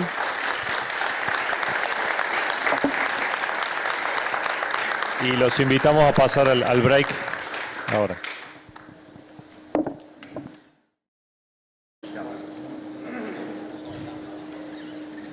Bueno, vamos comenzando entonces para dar comienzo al segundo de los dos paneles que trata sobre la ciencia de datos y negocios transformando datos en decisiones. Es presentado por Juan José Miranda Bront y va a ser moderado por nuestro director y titular de Gemersoft, Agustín Álvarez Rivero. Quiero recordarles que una vez que terminemos este panel, los esperamos a aquellos que estén interesados a participar en una charla informativa acerca de las maestrías de la Universidad de Itela. Van a estar disponibles los profesores y sus directivos. Le doy paso entonces a Juan José para que pueda comenzar con su disertación. Juan José, bienvenido. Gracias. ¿Con ese acá se escucha? Ok, perfecto.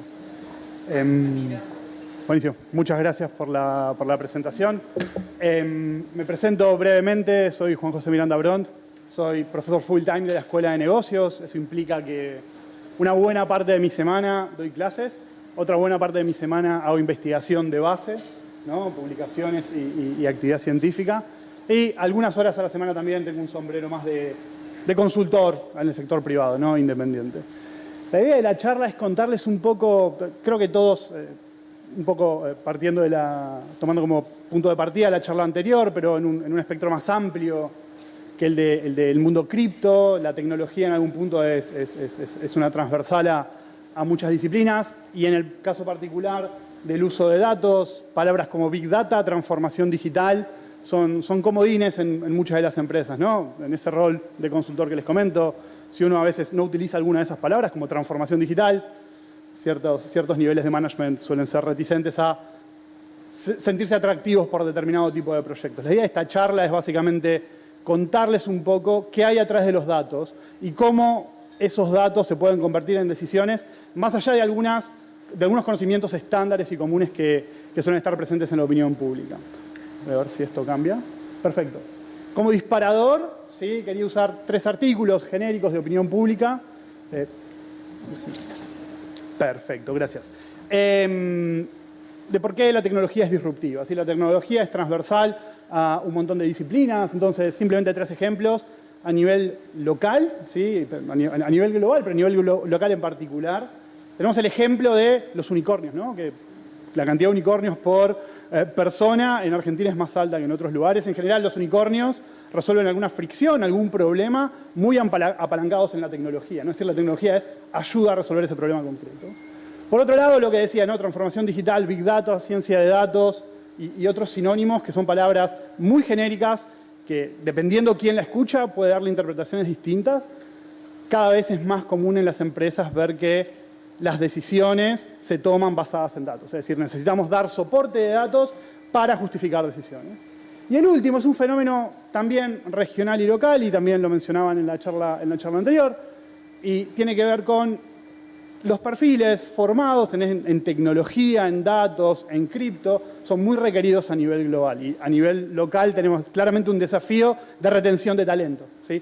Muchas de las empresas locales que pagan sueldos buenos, pero locales, claramente tienen un desafío en retener ese talento para que no trabajen para afuera, ¿no? Entonces, estos son tres disparadores de por qué la tecnología, que me parecen a mí, funcionan como punto de partida para darle importancia a por qué la tecnología es disruptiva.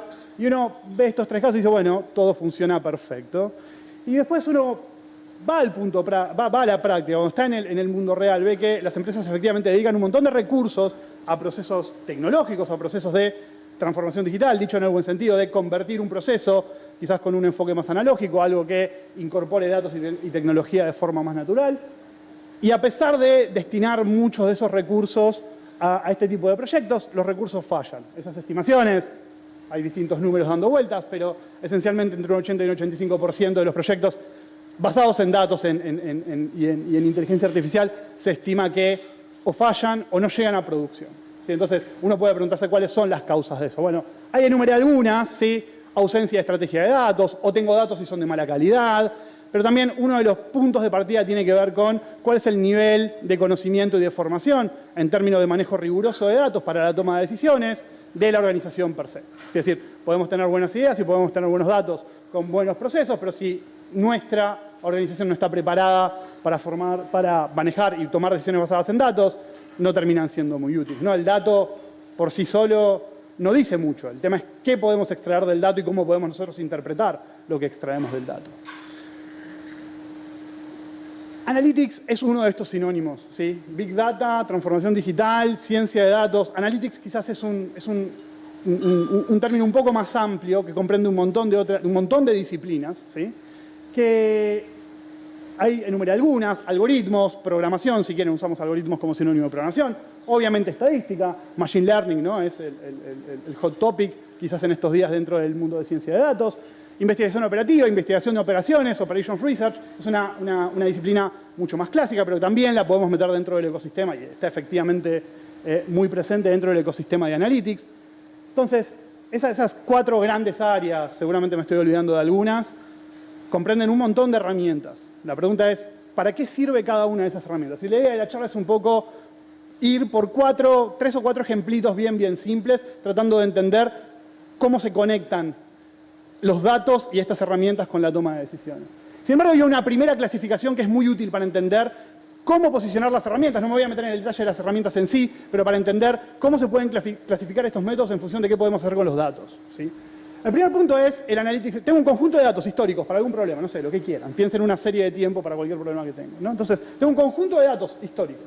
El analytics descriptivo lo que me dice es, tengo un montón de herramientas, tengo un gran arsenal de técnicas para poder entender qué pasó. Visualizaciones, encontrar tendencias, ver clusters, ¿no? Son palabras que son comunes en el ecosistema de ciencia de datos. El descriptivo, dado un conjunto de datos, me permite entender qué es lo que pasó.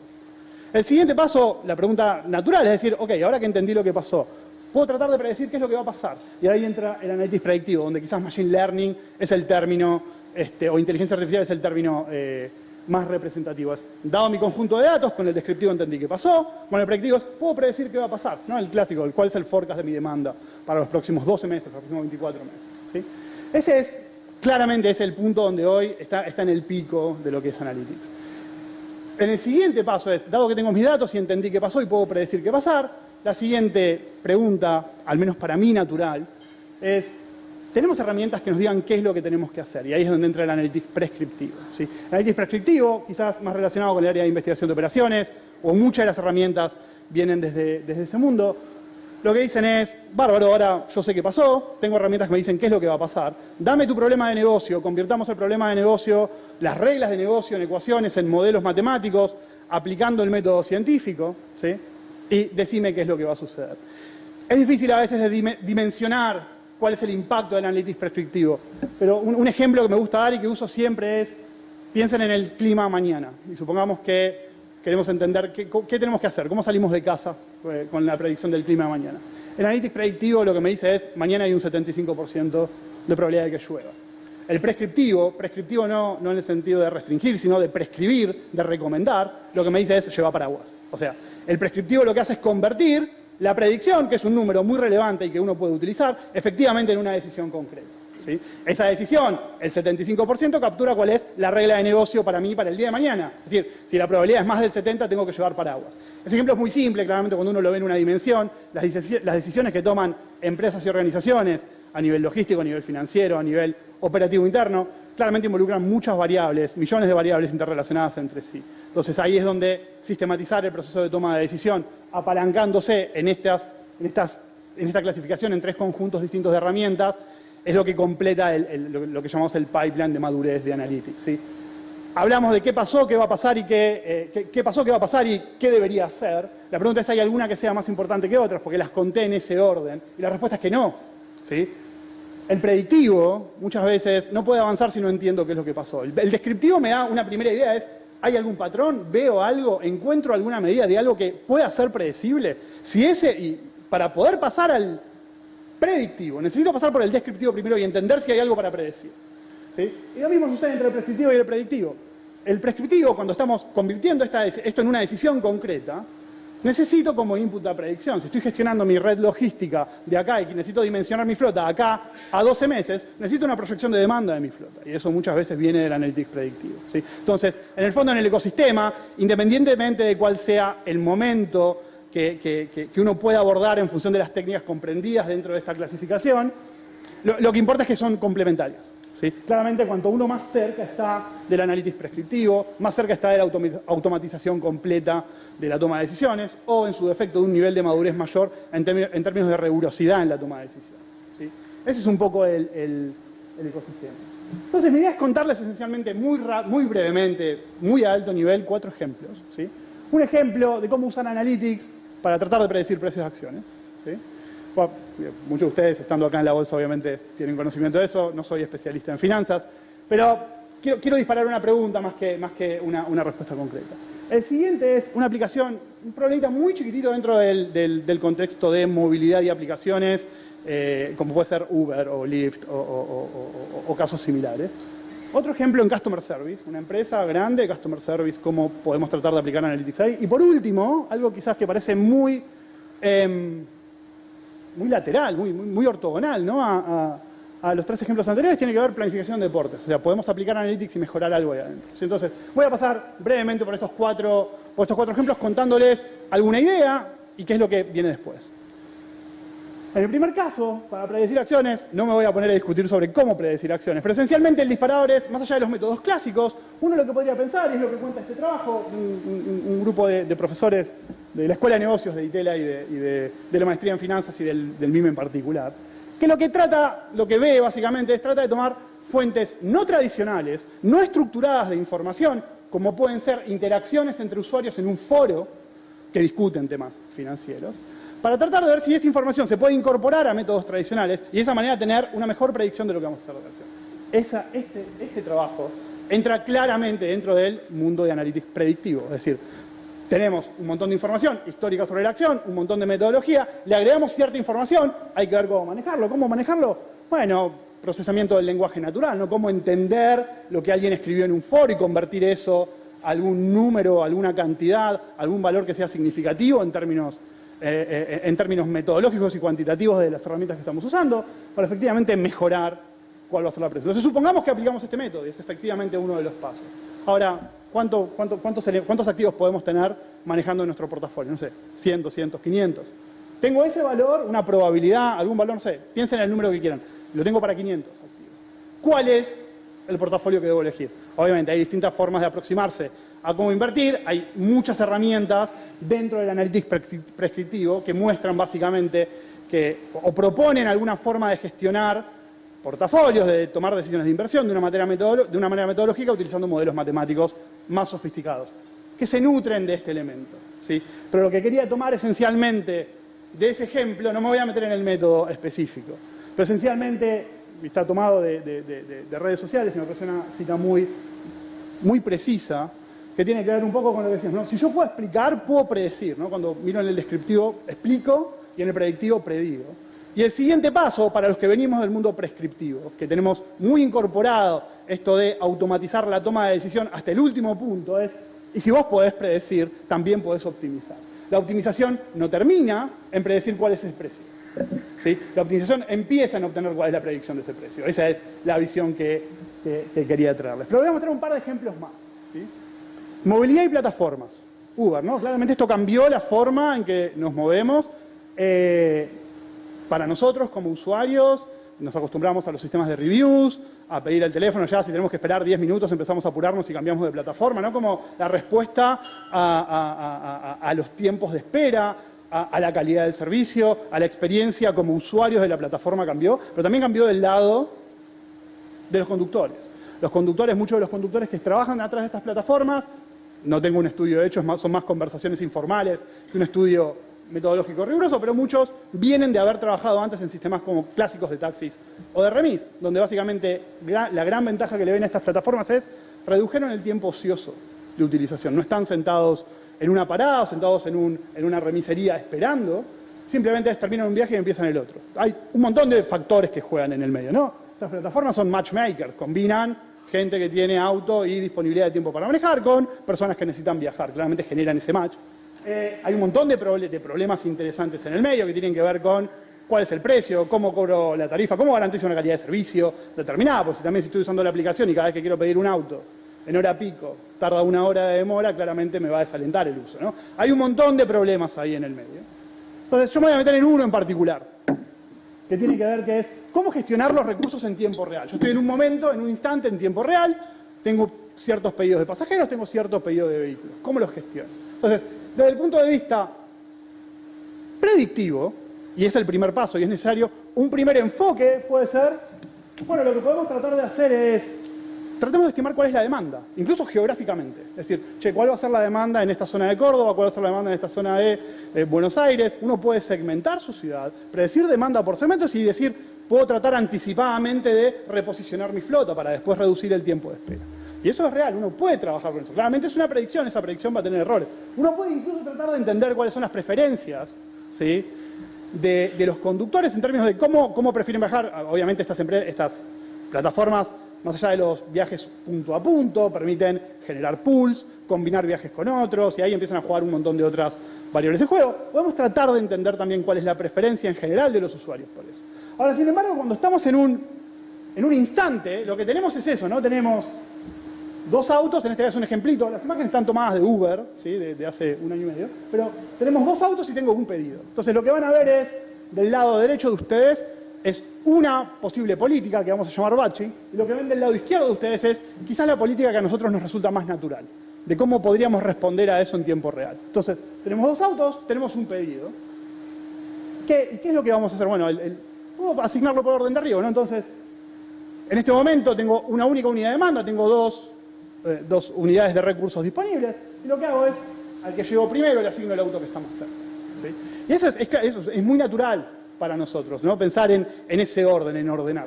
Ahora, sin embargo, otra estrategia puede ser la de generar un batch. Es decir, si en un intervalo razonable de tiempo, razonable depende de la aplicación, en una aplicación como pueden ser viajes punto a punto, un intervalo razonable es un intervalo muy chico. Nosotros no estamos dispuestos a esperar 15 minutos para que nos diga a ver si puede hacer un viaje. Tienen que ser segundos, ¿sí? Pero bueno, si uno tiene un volumen de demanda grande en el área que está trabajando, eso puede suponer que está. Entonces, supongamos que en una unidad razonable de tiempo tenemos un buen nivel de demanda. Entonces podemos decir, en lugar de tomar la decisión con lo que conozco hasta ahora, rápido, con la información local que tengo, puedo esperar un épsilon más, un intervalito un poquito más grande, ¿sí?, y ver si me aparece algún otro pedido. Efectivamente me aparece un segundo pedido. como este usuario, ¿sí? Al usuario 1, ya le asigné el primer auto que estaba más cerca, en el caso de la asignación secuencial, donde uno va tomando las decisiones a medida que las ve, ¿sí? Claramente el segundo auto es el que tengo que asignar al segundo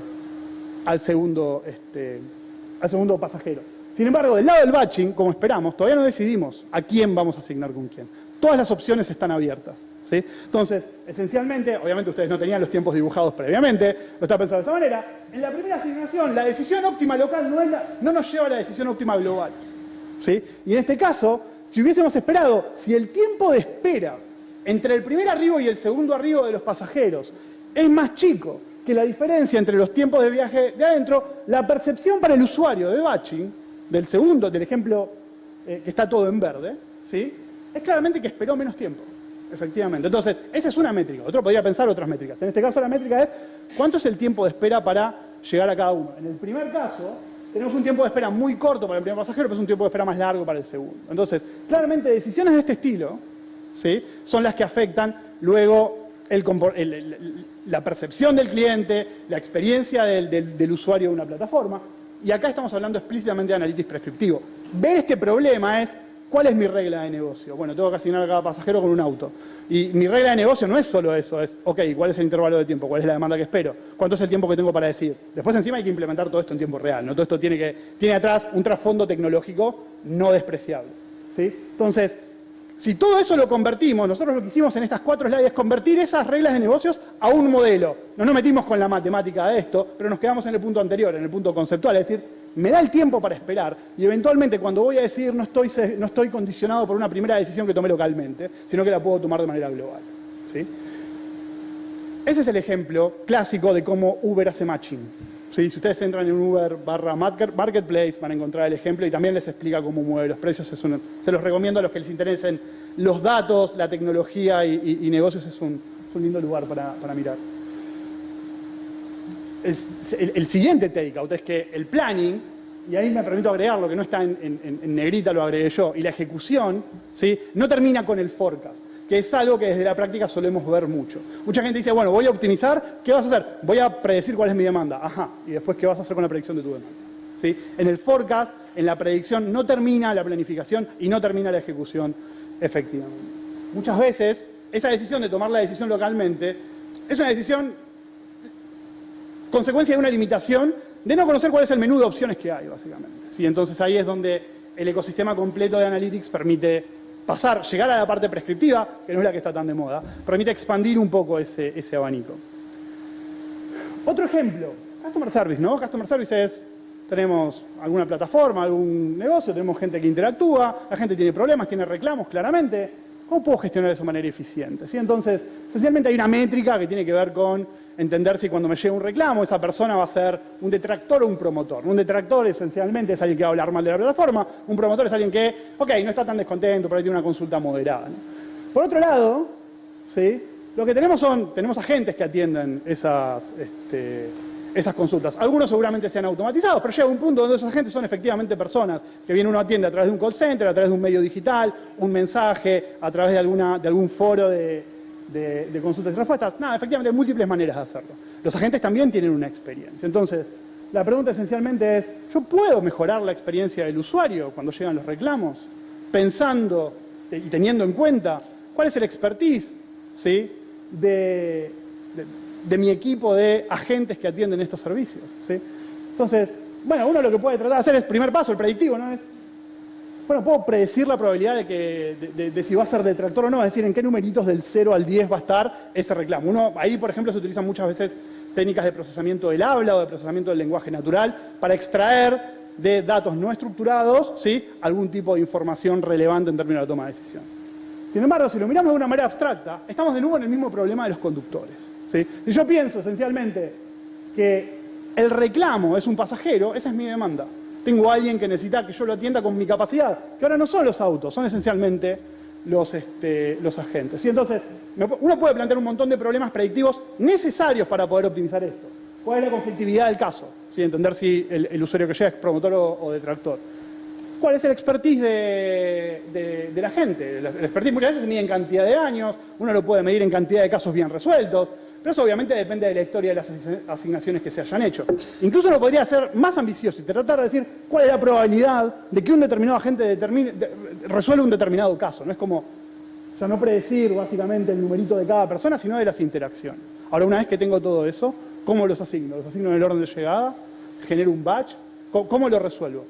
Una posible aproximación, y es una tesis de un alumno de este año de nuestra maestría, propone esencialmente modelos del estilo. Entonces, lo que hace es abstraer el problema de toma de decisión y decir, bueno, tengo conductores, reclamos, pasajeros, autos, mezcla un poco todo eso y efectivamente muestra que es un trabajo más académico en ese sentido, de que se deberían haber visto mejoras. El último caso, ¿sí? Planificación en deportes. Hablamos de deportes, en la charla anterior también se habló de gaming, son industrias, los deportes físicos, los deportes virtuales, que mueven efectivamente mucho dinero. Entonces, hay un caso, a mí me gusta personalmente el básquet, ¿sí? Es el deporte que más me gusta. Estamos en épocas de mundial, no es lo más popular en este momento, pero bueno, cada uno se queda con sus amores de la infancia. La Liga de Básquet de Argentina, no sé, por ahí algunos de ustedes conocen, deben conocer 2 o 3 equipos, Ferro, Obras, Peñarol, etc. Hay algunos equipos, Atenas, ¿no? De Córdoba. En los últimos años sufrió en el sentido en el buen sentido, un montón de cambios positivos. Es decir, en la temporada 2013-2014 tenía un sistema basado en parejas, es decir, los equipos se movían de parejas, tenía un schedule regular que se jugaba viernes y domingos, ¿sí? Había 16 equipos, no todos los equipos jugaban la misma cantidad de partidos contra los otros equipos, eso uno a veces cuando piensa en el fútbol no lo ve tan claro, pero en otros deportes es bastante más estándar eso. Y desde el lado, en este proceso de los últimos 9-10 años hubo una secuencia de cambios hasta que en la temporada 2017-2018 se cambió el sistema, se incrementó la cantidad de equipos, eso no es un cambio quizás que nos llame tanto la atención, pero sobre todo lo que pasó es que se pasó de un esquema regular donde se jugaba siempre viernes y domingos a un esquema más similar a lo que pasa quizás en Estados Unidos, en la NBA principalmente, que es, se juega cualquier día de la semana, ¿sí? Es decir, Estados Unidos es un país grande, tiene muchas distancias, con lo cual los costos de traslado de los equipos son no despreciables. Entonces lo que buscan a veces es, cuando un equipo de la costa oeste, no sé, Dallas, ¿sí? Está acá en Paso ahora en Dallas, ¿sí? Sale a jugar por la costa este, no es que va y juega contra Boston y vuelve. Sale, juega con Boston y aprovecha, y a los 2 días, eso el deporte lo permite, ¿no? A los 2 días juega con Nueva York, y después por ahí hace una visita a Chicago, y después vuelve. Meten lo que se llaman giras o tours, ¿sí? Entonces, se propuso eso. Argentina tiene ese esquema en términos de país. Tenemos, de alguna manera, ¿sí? Nuestros clubes distribuidos en una región que es grande. Cuando comparamos quizás con otras ligas como Francia, nuestro territorio es mucho más grande y los equipos efectivamente están mucho más desparramados en nuestro territorio. Entonces, se propuso ese cambio, se hizo un cambio, ¿no? Ahora el esquema efectivamente cambió de un esquema regular y más clásico a un esquema más innovador como el de la NBA. Entonces, algunos números rápidos, ¿sí? Un 31%, el nuevo esquema generó una reducción del 31% en las distancias recorridas por partidos y eso se traslada en aproximadamente un 50% de reducción en costo logístico. Es efectivamente un cambio muy bueno. Ahora, en el medio cambiaron estas reglas, ¿sí? Es decir, pasamos de un esquema regular a un esquema mucho más dinámico en términos del armado del fixture. Y eso obviamente genera siempre resistencias. Y hay algunas preguntas que uno tiene que hacerse desde ese lado, que me parece que son válidas, que muchas veces uno se las puede hacer después de haber pasado por un primer paso por una primera etapa de transformación, que es decir, ok, ¿cómo van a impactar estos cambios en otros aspectos? Si uno mira en general las ligas, salvo la liga de China y quizás la de Francia, la tablita que está en el medio lo que muestra es la cantidad básicamente de partidos que se juegan en los fines de semana del total. Entonces, en general las ligas no tienen un formato distribuido donde se juegue toda la semana, ¿sí? La otra pregunta que es relevante es, localmente, ¿somos la NBA o no? La verdad que nuestra estructura es muy distinta, los clubes no son grandes empresas que generan muchos ingresos como en la NBA. Otra pregunta claramente válida es, la NBA creo que puede garantizar esencialmente que va a tener el 92% de ocupación en todos sus partidos en promedio. Nosotros podemos garantizar eso con nuestra liga, no es el principal deporte en Argentina, debe ser el segundo o el tercero. ¿Qué sucede cuando un equipo tiene que jugar 3 partidos de local? Los clubes muchas veces son representaciones regionales de una comunidad, entonces ¿Hay alguien que puede ir 3 veces en una semana a jugar de local, a ver a su equipo de local? Y ese tipo de factores impactan. Entonces lo que hicimos fue, con un alumno de la maestría también, preguntarnos cómo impacta esto en otros términos. Entonces nos propusimos utilizar modelos matemáticos para armar el schedule. Acá no me estoy metiendo con la parte de predictivo, esto es más prescriptivo directo. Pero lo que hicimos esencialmente fue incorporar las reglas de negocio a nuestro formato. Y lo que hicimos es, vamos a cambiar el formato que está ahora, y lo que hicimos es un ejercicio de comparar contra cuánto nos hubiese dado, ¿sí?, ese nuevo diseño de torneo en los años 2018 y 2019. ¿sí? Esto es lo que hicimos. Esencialmente tratamos de tomar lo mejor de los dos mundos. ¿sí? Es decir, nos quedamos con un sistema basado en parejas, donde los equipos se mueven como de a dos, y propusimos volver al esquema de jugar viernes y domingo. Es decir, cuando se mueven de a dos es una pareja se enfrenta con una pareja, un par juega en el viernes, se arman un par de partidos el viernes, y después el domingo juegan los mismos 4 equipos, pero cambiados, ¿sí? Entre local y visitante. Nos movimos a un esquema de 20 equipos y adoptamos el formato de double round robin. Cada equipo juega contra otro equipo 2 veces, ¿sí? Y lo que hicimos fue decir, pero el sistema de giras está bueno, porque eso reduce los costos logísticos, ¿sí? Entonces lo que dijimos es, vamos a hacer una cosa, insertemos giras en momentos determinados de la temporada, ¿sí? No en cualquier momento y una cantidad acotada de giras. Es decir, queremos explotar las giras porque efectivamente eso reduce la distancia. Pero si nos movemos a un escenario un poco más regular en cuanto al calendario, la variable que también incorporamos es qué pasa con la asistencia a la cancha. Ejemplo de cómo impactan en los datos. Uno hubiese creído que la Liga Nacional tiene registro de asistencia a los estadios. No existen. En muchos casos es una persona que no tiene un cuaderno en un club. Llamamos a 20 clubes, nos respondieron 15, solo en 3 o 4 tienen algo más o menos sistemático en cuanto al registro. No está centralizado, por ejemplo. Ahí hay claramente algo como para entender en cuanto uno puede explotar el dato en términos de la toma de decisión. ¿Y qué es lo que vemos en ese trabajo? Esencialmente es, en el esquema mixto, logramos reducir la distancia en una cantidad razonable y con suposiciones moderadas de mayor asistencia en los fines de semana respecto a los días de semana, mostramos que podemos incrementar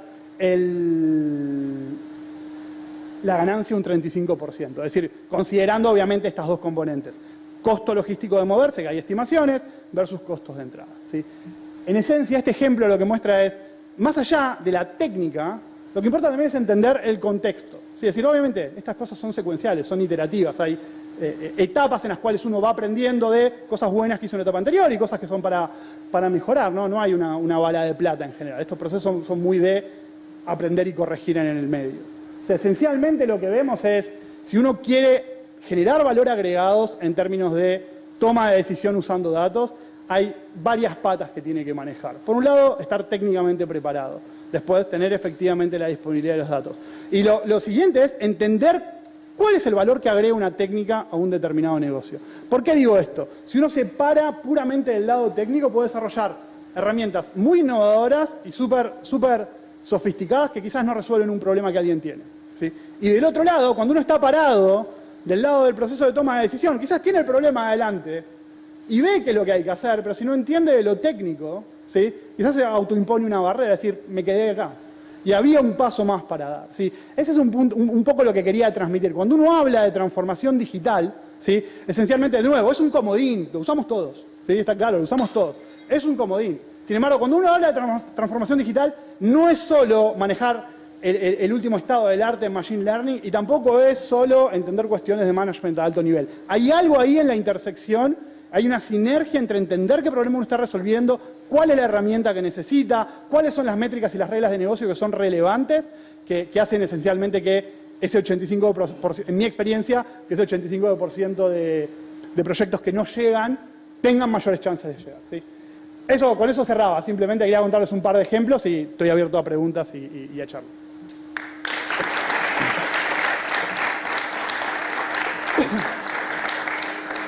Pasamos acá, ¿no? ¿Me ayuda? ¿Estás?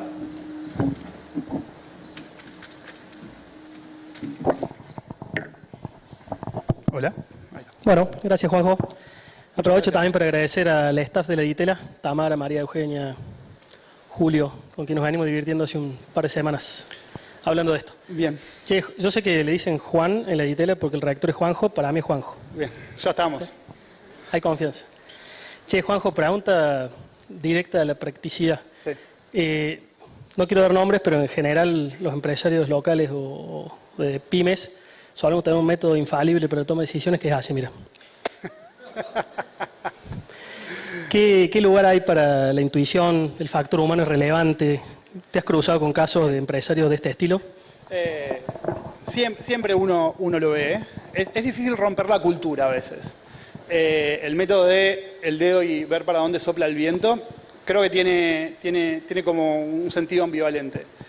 Hay mucho conocimiento en la gente que ejecuta, en la gente que es practitioner, que está en el día a día. Yo vengo del lado técnico, es como me siento y hablo de modelos matemáticos y parece que tuviera la respuesta a todo. Y efectivamente la gente que está en el mundo real tiene un montón de conocimiento muy valioso sobre los procesos. Entonces, creo que ese punto es valioso. Lo que sí me parece es que hay que encontrar el desafío encontrar el lugar para desafiarse la idea. Es decir, creo que estaba en las slides, la idea es, hay un problema, hay una intuición, hay ciertas reglas.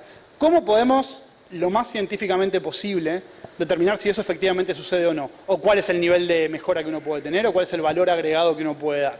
Yo creo que hay una combinación en eso. Muchas veces, quizás lo mejor sería, obviamente, si uno rompe con esas barreras culturales de la tradición de cómo se toman las decisiones, es decir, bueno, nada, naturalmente uno quiere pasar a este tipo de herramientas porque realmente generan valor agregado cuando están bien aplicadas. El primer paso es romper esa barrera. Y después si rompo esa barrera, es empezar a hacerse uno los challenges internos, ¿no? Es decir, yo creo que esto es así. Y en lugar de estar convencido que esto es así, quisiera usar estas herramientas para demostrar que efectivamente es así. Y si esto no es así, tengo el disparador para cuál es el potencial de cambio. Eso existe en la práctica. Romper esa barrera es un punto. El otro punto que tiene que ver con a veces estar, no convencido, pero entender que es el camino a seguir y encontrar alguna limitación. Por ejemplo, ¿cuánto es la inversión que hay que hacer? Entonces, eso funciona a veces como una autobarrera. Es decir, tengo un proceso que lleva 20 años de la misma manera y cada vez que me planteo dar una decisión, miro cuánto cuesta el proyecto. Entonces estoy siempre en el mismo lugar y nunca doy el salto que tengo que hacer, porque no veo la mejora rápida. Y muchas veces más que una mejora es una inversión. Tal vez ese salto no te da la mejora directamente, pero sí es el punto que te permite después hacer algo de mayor valor agregado. O sea, eso se ve. Mi sensación es, del lado, ahí estoy hablando como del lado del empresario, si querés. Ahora puedo hablar de nuestro lado. De nuestro lado muchas veces queremos caer con la solución mágica. Así. A los que venimos del lado técnico nos enamoramos de la técnica. Nos gusta la metodología. Y hay que entender, de nuestro lado, de los practitioners, de los practitioners del lado más tecnológico, del lado más metodológico, estar abierto a entender las intuiciones que hay del negocio. Porque ahí sí hay mucho valor agregado. E incorporar eso en las herramientas. En el fondo, la herramienta va a resolver algún problema. Y una herramienta buena es una herramienta que genera valor, pero que se usa. Si no se usa, no va a generar valor. Entonces, ahí también a veces uno termina, si uno no tiene esa permeabilidad de entender cuál es el problema que uno necesita, uno no tiene que dar la mejor solución. Uno tiene que dar una solución que agregue valor desde el punto donde estamos. Y eso ya está bien. Eso es valioso. Entonces, hay que entender a veces que por ahí uno tiene que apuntar a una técnica menos sofisticada o tener un resultado eventualmente por debajo de lo que uno podría tener, pero la metodología es explicable para el usuario. Y si la metodología es explicable para el usuario la adopta. Entonces, ahí hay una mezcla entre romper barreras del lado empresario y romper barreras del lado nuestro, es decir, hay conocimiento del otro lado, no solo por manejar la técnica conocemos todo. Buenísimo. O sea, parece un cliché, pero el primer paso es el más difícil. Sí, es el primero. ¿Es razonable que una pyme o una empresa mediana de, no sé, 300, 500 de empleo local, no Uber ni Rappi, digamos, haga alguna inversión o empiece a utilizar herramientas de este tipo, o está solo reservado para grandes corpos? Es una excelente pregunta. En general, es una buena pregunta. El ecosistema es variado y lo relaciono un poquito con la anterior. Estas herramientas pueden tener distinto nivel de sofisticación. Hay mucho descubrimiento del proceso de toma de decisiones, de que la organización o la empresa efectivamente entienda qué es lo que quiere resolver. El primer paso pasaba en el desarrollo de software. Yo estudié una carrera clásica de software y el primer paso decíamos, bueno, primero hay que entender qué quiere resolver el cliente. Acá también sucede lo mismo. Hay que entender cuál es el problema que tiene, dónde está el impacto. Y muchas veces eso uno no lo ve de una, requiere como iteraciones. En ese contexto a mí me parece que el punto de entrada puede ser bajo si uno lo ve de esa manera.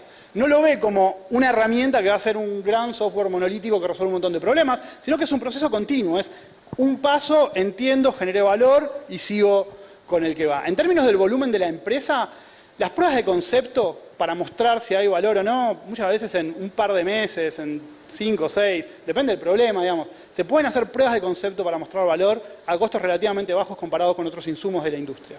En términos de ciencia de datos, aparte si me preguntás, es la parte de las herramientas predictivas o descriptivas o las de optimización, no suelen ser la parte más cara del proceso. Quizás son una que genera después un valor agregado adicional, pero muchas veces en los proyectos, en mi experiencia, ¿no? Todos estos números son a título personal, por ahí el 30% del proyecto se va por tirar un número al azar. En estas técnicas y el 70% es desarrollo de software clásico, con lo cual muchas empresas a veces hasta están en ese punto. La inversión en mejorar por este lado, por este tipo de técnicas, debería ser relativamente baja comparado con otros aspectos. Buenísimo. Bueno, si alguno va pensando preguntas puntuales, lo voy a pelear un poquito, Juanjo, ya lo dejé entrar. Che, ¿esto es, no sé, mejoras sutiles en la eficiencia o es algo transformacional, digamos? O sea, ¿realmente se pueden hacer aportes transformacionales o descubrir nuevos negocios o es un chiche para ser un poquito más eficiente? O sea, tenés las dos. Podés tener chiches, podés tener mejoras significativas dentro de lo que estás haciendo. Eso no es descubrir un nuevo negocio, sino efectivamente ver que estabas siendo muy ineficiente en algún proceso. Y puede haber nuevos negocios. Uber o muchas de las empresas que venimos viendo, Netflix si querés incluso, y lo que tiene que ver con streaming, se apalancan en la tecnología, pero la tecnología es abrir un nuevo negocio a algo que no estaba. La tecnología es transversal a las industrias, a las verticales. Digamos, no, digo, esto que conté del caso de Uber, si uno lo mira un poquito de otra manera, es el de Customer Service, pero también es el problema que tienen los de delivery instantáneo, ¿no? Rappi, Pedido Ya o cosas por el estilo. También están resolviendo un problema parecido en tiempo real y eventualmente podría pasar a otros sectores logísticos también. Entonces, ahí hay la tecnología en ese sentido es transversal y claramente puede abrir nuevos negocios en resolver fricciones en ámbitos o contextos que no estaban previamente. Yo creo que la oportunidad es los tres. Si uno efectivamente quiere aplicar toda esta maquinaria para tener una mejora marginal, en esos casos no vale. En ese caso me parece que es lo que decía en la primera pregunta, que es, si la mejora, uno quiere generar valor en el proceso. A veces es una mejora no cuantificable en mejora en la reducción de costos, sino es mejora de la estructura, cuál es el nivel de madurez de la organización en términos de infraestructura, de política de datos, de gobierno de datos, de sistemas, de disponibilidad, de trazabilidad. Quién responde, cuál es el contexto, cómo se tomaron las decisiones, por qué se tomaron esas decisiones. Muchas organizaciones no tienen esa política. Uno quiere rastrear hacia atrás, decir, ok, acá hace 2 años que hicieron esto, ¿cuál era el valor de tal cosa? No sé. Uno puede rastrear por qué la decisión, uno puede ver qué pasó, pero no entender por qué. Entonces, hay muchos proyectos que van en ese punto, que es mejorar el contexto. Si, dado que eso uno lo tiene, la mejora de lo que uno está aplicando es muy marginal, quizás no tiene sentido. Si la mejora es más significativa, quizás sí. Ahí el espectro depende mucho de el ojo del principio, el más de consultor, digamos, el de mirar un problema y decir, ahí está el problema. O creo que viene por ahí y miremoslo. Ese es un poco el ojo. Si uno encuentra esa dirección, en general hay lugar para crecer significativamente. Bueno, el hecho de que la universidad le ponga su título dentro del nombre de la maestría en Management y Analytics, habla de que es algo importante. O sea, es una carrera que se está volviendo un poco más sexy. Exacto. Ahí, tal cual, Master in Management es un término internacional utilizado, en general, es una carrera para jóvenes profesionales. Cuando tiene Analytics es porque nosotros le damos una importancia preponderante a la parte técnica, a la parte cuantitativa, a la parte metodológica. Es decir, tiene una base conceptual mucho más rigurosa que otras formaciones más tradicionales en management. Eso es efectivamente, sí, queremos hacer hincapié en eso, sí, tal cual. Buenísimo. Yo puedo seguir hablando, pero no sé si hay alguna pregunta. Sí, capaz pediría que sean preguntas específicas para que haya 3 o 4 más, digamos. Ahí te alcanza el micrófono, por atrás. Una pregunta. Creo que está apagado. Hola. Ahí sí. Ahí está. Bueno, una consulta. En las empresas muchas veces cuesta que empiecen con el tema de recolectar datos y que entiendan que la importancia de la calidad de los datos. Sí. ¿Cómo empezar a evangelizar esto de la calidad de datos y cómo hacer que la empresa entienda que el valor de la calidad de los datos? Espectacular. Estaba entre las razones, yo no la mencioné explícitamente, entre las razones de una slide figuraba eso. Muchas veces uno tiene el dato y el dato no es de calidad. Muchas veces es difícil revertir eso. Para mí la mejor experiencia es con pequeños, la mejor estrategia es con pequeños casos de éxito. Uno tiene que empezar a convencer con evidencia, no convencer simplemente por el discurso, sino con rigurosidad, de que vale la pena mejorar la calidad de los datos. Y hay que encontrar, muchas veces es encontrar el interlocutor, el owner del proceso correcto, que está dispuesto a decir, ok, vamos a invertir en esto, y no es una decisión vertical de la organización, porque a veces eso es difícil de conseguir. Hay que ir generando esa cultura internamente, y si hay cierta reticencia o cierto desconocimiento de la importancia respecto de la calidad del dato, es mostrar el caso de éxito, es decir, mira, este dato está bien y con este dato generamos esto, ¿no? Mucha prueba de concepto, mucho prototipo interno para mostrar el valor, ni hablar si eso se llega a poner en producción, y después usar eso como ejemplo, es decir, estuvimos en este sector, en este problema, hicimos esto, vos tenés un problema similar, vamos a mejorar esto de esta manera.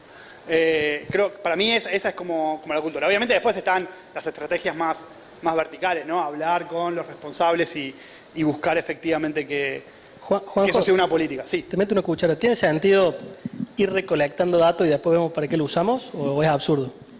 Creo que en algún punto es lo que se hace, ¿no? Porque me parece que en algún punto la cantidad de datos que se generan, están ahí los datos y yo me quedaría contento si se están recolectando. Y si lo que se está recolectando es más o menos de buena calidad, es ok. Y si están ahí, uno los puede usar. Si no los recolecta, ni siquiera puede usarlos. Pero me parece que hoy es lo que se usa, ¿no? Hay un... no es quizás, yo trabajo más en el área de optimización y no tanto en el de Machine Learning, pero creo que sucede un poco eso. Hay datos dando vuelta y hay gente mirando datos y preguntándose ¿qué puedo hacer con esto? ¿Qué problema puedo resolver? ¿Qué proceso puedo mejorar? Con lo cual, yo en principio diría que sí. Digo, no rompería la inercia de recolectarlo. Después es muy difícil volver de eso. Leti. Perdón. Una cosita. El tema de a nivel público. Sí. Ahí está el micrófono. Cuestión de homogéneos, porque cuando vos querés comparar, podés decir una provincia es buena, una provincia es mala, ¿en función de qué? Sí. O un país es bueno, ¿en función de qué? Entonces, ahí el tema de, ¿hay conciencia realmente de que los datos son importantes? Porque yo digo, no se puede gestionar sin datos nada. Sin embargo, se toman decisiones sin datos o con datos no homogéneos. Entonces, la conclusión puede ser, esto es bueno o es malo, en función de dónde lo quiero mirar, ¿no? Es un excelente punto. O sea, lo primero es, vos podés tener el dato, la primera barrera es cultural. Digamos. Si vos tenés el dato y no tenés la visión de que el dato te sirve, no está. En términos de datos públicos, lo que decías de homogeneizar, lo primero que me gustaría decir es que es una tarea difícil esa. No, digamos, a mí no me toca estar en ese rol en términos de los datos, pero pienso y trato de imaginar qué es lo que pasa con eso, y es una tarea difícil homogeneizar todo. En la pandemia creo que lo vimos, ¿no? Cuando se comparaban o los casos o las muertes, cada país tenía métricas distintas, cómo se testeaba, y era efectivamente, naturalmente difícil de homogeneizar eso. Entonces, creo que hay algunas buenas iniciativas en términos de datos públicos, ¿no? Datos públicos no solamente que vengan de organismos estatales o públicos, sino muchas veces las empresas abren sus datos, ¿no? Mediante APIs o repositorios de datos que uno puede utilizar. Y también hay algunas iniciativas a nivel gubernamental que están tratando de abrir ciertos datos, ¿no? No sé, hay datos de transporte, datos, no sé, el dataset clásico en Buenos Aires es el del Sistema Público de Bicicletas, y de a poco se está generando una cultura de tener esa disponibilidad. Creo que es el primer paso. El primer paso es tener algo. El siguiente paso es homogeneizarlo. Es un buen punto ese. Creo que hay una convergencia natural a tratar de homogeneizar, desde la aparición de formatos estándares para determinado tipo de información, hasta, después hay cosas que no tienen que ver con el dato, muchas veces tienen que ver con la metodología que se utilizó para conseguirlo, ¿no? Y ese es un proceso anterior del específico que está relacionado con lo técnico, con lo tecnológico. Tiene que ver con el que toma la decisión de recolectar y cómo recolectarlo, ¿no? Ahí es donde me parece que también,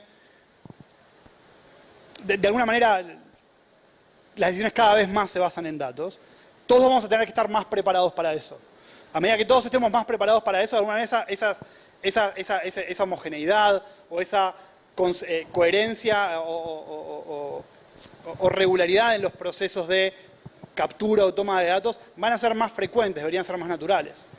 Pareciera que la sistematización va mucho más lerdo que la realidad económica. Entonces, como que todo es atrasado, todo es como que es difícil de hasta medir la actividad económica desde el punto de vista impositivo. O sea, otras actividades, ¿no? Ahí en el otro va cualquier cosa. Entonces, a la hora de analizar es difícil. Desde ya, es un fenómeno, creo que es un fenómeno general. Digo, las empresas también, cuando uno dice voy a transformar digitalmente este proceso, la empresa ya está ejecutando y no tiene el dato, no tiene el proceso digitalizado. Entonces, hay un punto donde uno siempre corre desde atrás. Me parece que hay algo natural en eso, porque si no sería formular primero la teoría y creer que la teoría va a resolver efectivamente el problema práctico.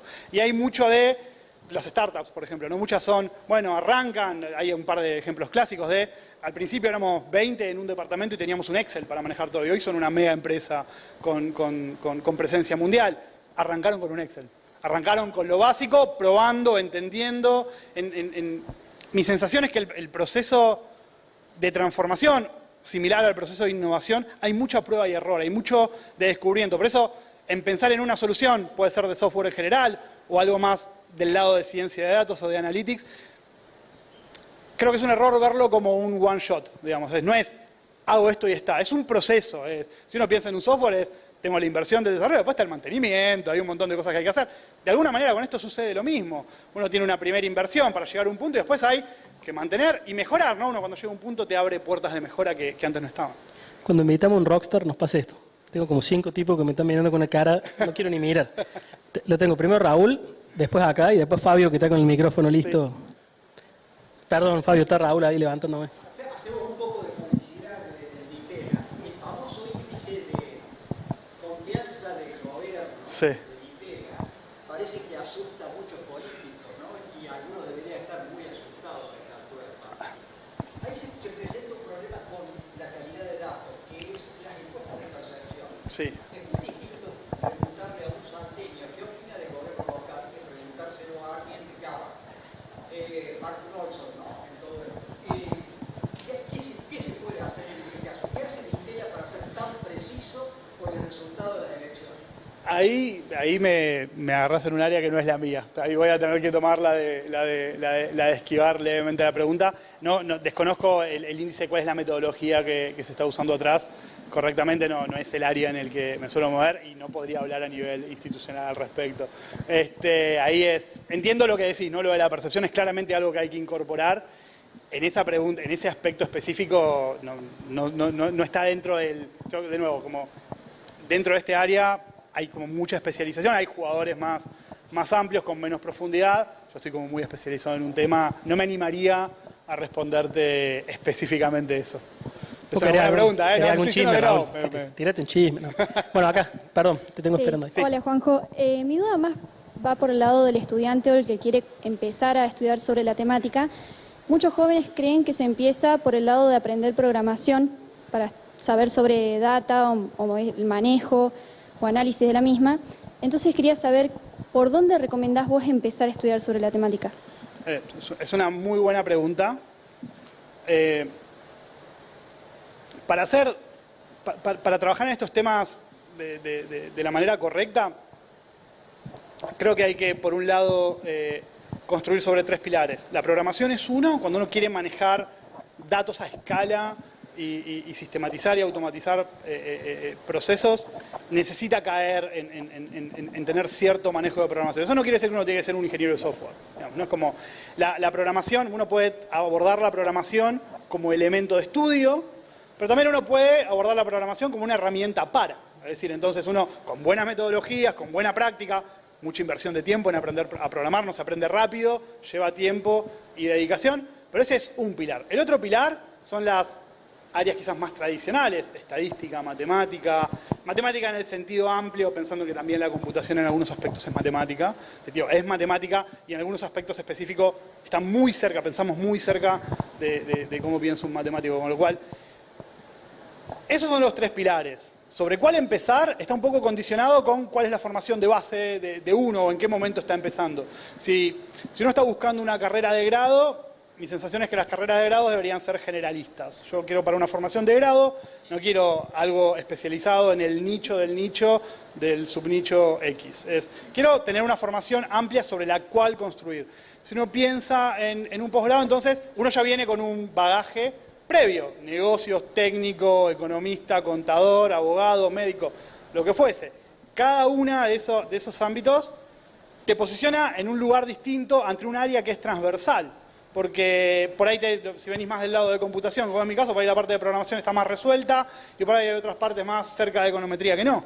Entonces tengo que arrancar por ese lado, pero la postura de un economista es distinta. Porque seguramente algunas técnicas las maneja mejor que otras herramientas tecnológicas que quizás los que estudiamos computación sí. Entonces, cómo pararte ahí depende un poco de dónde venís. Lo que sí me parece que no negociaría es la visión de corto plazo. O sea, en términos de formación hay un discurso, y más allá de que yo pertenezco a una universidad y dirijo un posgrado, hay un discurso clásico, siempre lo mencionamos, incluso del estudiar programación en 3 meses y estás ganando no sé cuántos miles de dólares para afuera. La verdad que no es mi experiencia, no es lo que yo veo en el mercado, y sobre todo, si bien hay en algunas áreas podría haber un reward de corto plazo, una ganancia de corto plazo en métodos de ese estilo, yo apuntaría en general, en cualquiera de los ámbitos, a algo sólido con fundamentos. ¿Por qué? La tecnología cambia muy rápido y las metodologías cambian muy rápido también. Por darte un ejemplo, hoy en el ecosistema de Data Science, las estrellas son Python y R, si querés, Python, con mayor preponderancia, ¿no? Lo mencionaron creo que en la charla anterior. Y la verdad que cuando yo empecé a programar, Python era muy incipiente. Era muy incipiente. Los lenguajes van cambiando. En algún momento en los próximos 10 años, Python, creo, no lo podría garantizar, pero me imagino, va a dejar de ser la estrella de los lenguajes de programación y la estrella será algún otro lenguaje. Desde la metodología sucede lo mismo. Todo lo que tiene que ver con inteligencia artificial, machine learning aplicado a imágenes, yo lo estudié hace, no voy a decir cuántos años para no revelar la edad, pero en otra época, ¿sí?, con otras técnicas, y se utilizaba mucho análisis de series, análisis de señales, y hoy las técnicas son completamente distintas. Esas técnicas quedaron anticuadas. Con lo cual, en algún punto, por dónde empezar va a depender de un poco de tu formación. Esas 3 patas tienen que estar, la parte de negocios también tiene que estar pensando que uno, negocios o gestión o más conceptual, con lo que decía Agustín del practitioner, ¿no?, del que está en el mundo real, entender cuál es el problema que uno quiere resolver. Yo empezaría por la que tenés más floja, ¿no? Como tratar porque esa es la que va a llevar más tiempo. En general, programación, matemática y también muchas herramientas de negocios demandan tiempo, no es algo que uno aprende en 3 meses. Entonces, arrancaría por la que, mi consejo sería, fíjate la que más te motiva también, no hay que estar, al principio uno tiene que estar muy conectado con lo que quiere hacer, para hacer esa inversión de tiempo. Muchas gracias. Por favor. Sí. Una de las estrellas de la bolsa que Fabio está elongando con una pregunta. Me lo tapa el atril. Sí, justo nos tapa el atril. Muy buena tu presentación, Juan. Muchas gracias. Y quería retomar algunas de las preguntas que quedaron anteriormente. Quizás mi pregunta queda un poco descolocada. Estuvo muy buena tu respuesta de cuál sería la mejor estrategia si uno quiere hacer análisis de datos y quiere dedicarse a eso, sea dentro de su empresa como profesión en general. Mi pregunta era, volviendo un poco al rol de quizás el director de una pyme, el empresario que tiene una empresa chiquita, o puede ser un poco también mediana, grande, como dijo Lagos antes. ¿Cuál es la mejor estrategia para lidiar con los datos? En mi rol de subdirector del Instituto de Investigaciones Económicas, encontré muchas veces que la calidad de datos no es óptima, que un poco recién se mencionó en las preguntas anteriores. Sí. Sin embargo, también las fuentes de datos son mucho más grandes que las que uno cree. ¿Cuál es la mejor estrategia para alguien que esté en un rol como ese? Generar el dato, cualquier dato que tenga, empezar a recolectarlo, o generar una estrategia propia de recolección de datos, terciarizarlo y ver directamente datos que ya estén generados por un tercero, o directamente ni siquiera preocuparse por eso y que lo vea otra persona. ¿Cuál sería la mejor estrategia? Ahí depende un poco de cuál es el poder de fuego que tenés, ¿no? Es decir, incluso vos lo planteabas en términos de una pyme, pero pasa en empresas grandes, ¿no? En multinacionales que no tienen ancho de banda para resolver todos los problemas solos, con lo cual recurren a consultoras o terceros para resolverlos. Claramente tiene un costo, digamos, un costo de infraestructura, un costo de mantenimiento, un costo de utilización. Si vos vas a recolectar el dato, pero después no lo usás, entonces uno se pregunta para qué lo estoy recolectando. Depende mucho del contexto, digamos, en ese sentido. Claramente hay un montón de herramientas y soluciones tecnológicas que cada vez hacen que gestionar los datos sea más fácil. Estamos en ese trayecto, ¿no? Uno podría hacer un paralelismo con hace 15 años lo que era la industria del software. Cuando yo decidí hacer carrera académica porque no me gustaba desarrollar páginas web, que era básicamente el trabajo que estaba dando vueltas. Hoy hay un montón de herramientas donde básicamente cualquiera de nosotros, los que no sabemos, me incluyo, programar páginas web, podemos armar una página web bastante sofisticada, ¿sí? Con muy pocos recursos, ¿no? El costo de programación de una página web para determinados casos de uso bajó significativamente. Yo creo que de a poco se va armando el ecosistema para que todo eso mejore en el largo plazo, con lo cual probablemente una estrategia mixta sea la respuesta. Los datos que uno tiene consolidados, y sobre todo dependiendo del dato y cuán importante es para el core de lo que uno quiere resolver con los datos. Quizás para las cosas que son muy core, de nuevo, es muy subjetivo lo que voy a decir, pero si el problema que uno está queriendo resolver es muy core de la organización que está resolviendo, a la que pertenece, entonces por ahí tiene sentido tener el ownership total de eso. Quizás si es algo más lateral, uno puede decir, bueno, arranco tercerizando y tengo un costo más alto en promedio, pero no estoy tan atado en recursos y en infraestructura, y en cuanto veo que eso tiene interés, adopto, ¿no? Es una transición más gradual, sobre todo porque muchas veces el real impacto uno lo ve después de que se metió en el barro, digamos. Es como uno empieza a ver eso y ahí después ve realmente cuál es el impacto. Uno puede estimar, puede hacer business cases y pruebas de concepto, incluso las pruebas de concepto serían una especie de tercerización previa, ¿no? o un prototipo o algo por el estilo. Eso sería como una estrategia, un consejo más conservador. Bueno, Juanjo, la verdad que nos podemos quedar hasta mañana. Nos quedamos un ratito más igual. Después vamos chusmeando, es más, lo veo ahí a Guille Campra con alguna pregunta de logística, que sé que es tu otro, además del básquet tenés el corazoncito dividido, pero lo charlamos después. Che, muchísimas gracias, la verdad que estuvo clarísimo. Te van a hartar a preguntas ahora medio rockstar, pero me encantó. Pero bueno, tenemos que dejar algo para la maestría, para que se anoten. Ahora nos vemos en un ratito. Así que bueno, yo un segundo antes lo voy a ir presentando a Julio Fermo. Yo ahora pido un aplauso para vos, pero para que Julio se vaya preparando, que él es director de la maestría en finanzas y lo vamos a hacer pasar para que también nos cuente un poco de eso. Juanjo, mil gracias y un aplauso. Muchísimas gracias por la invitación y por las preguntas.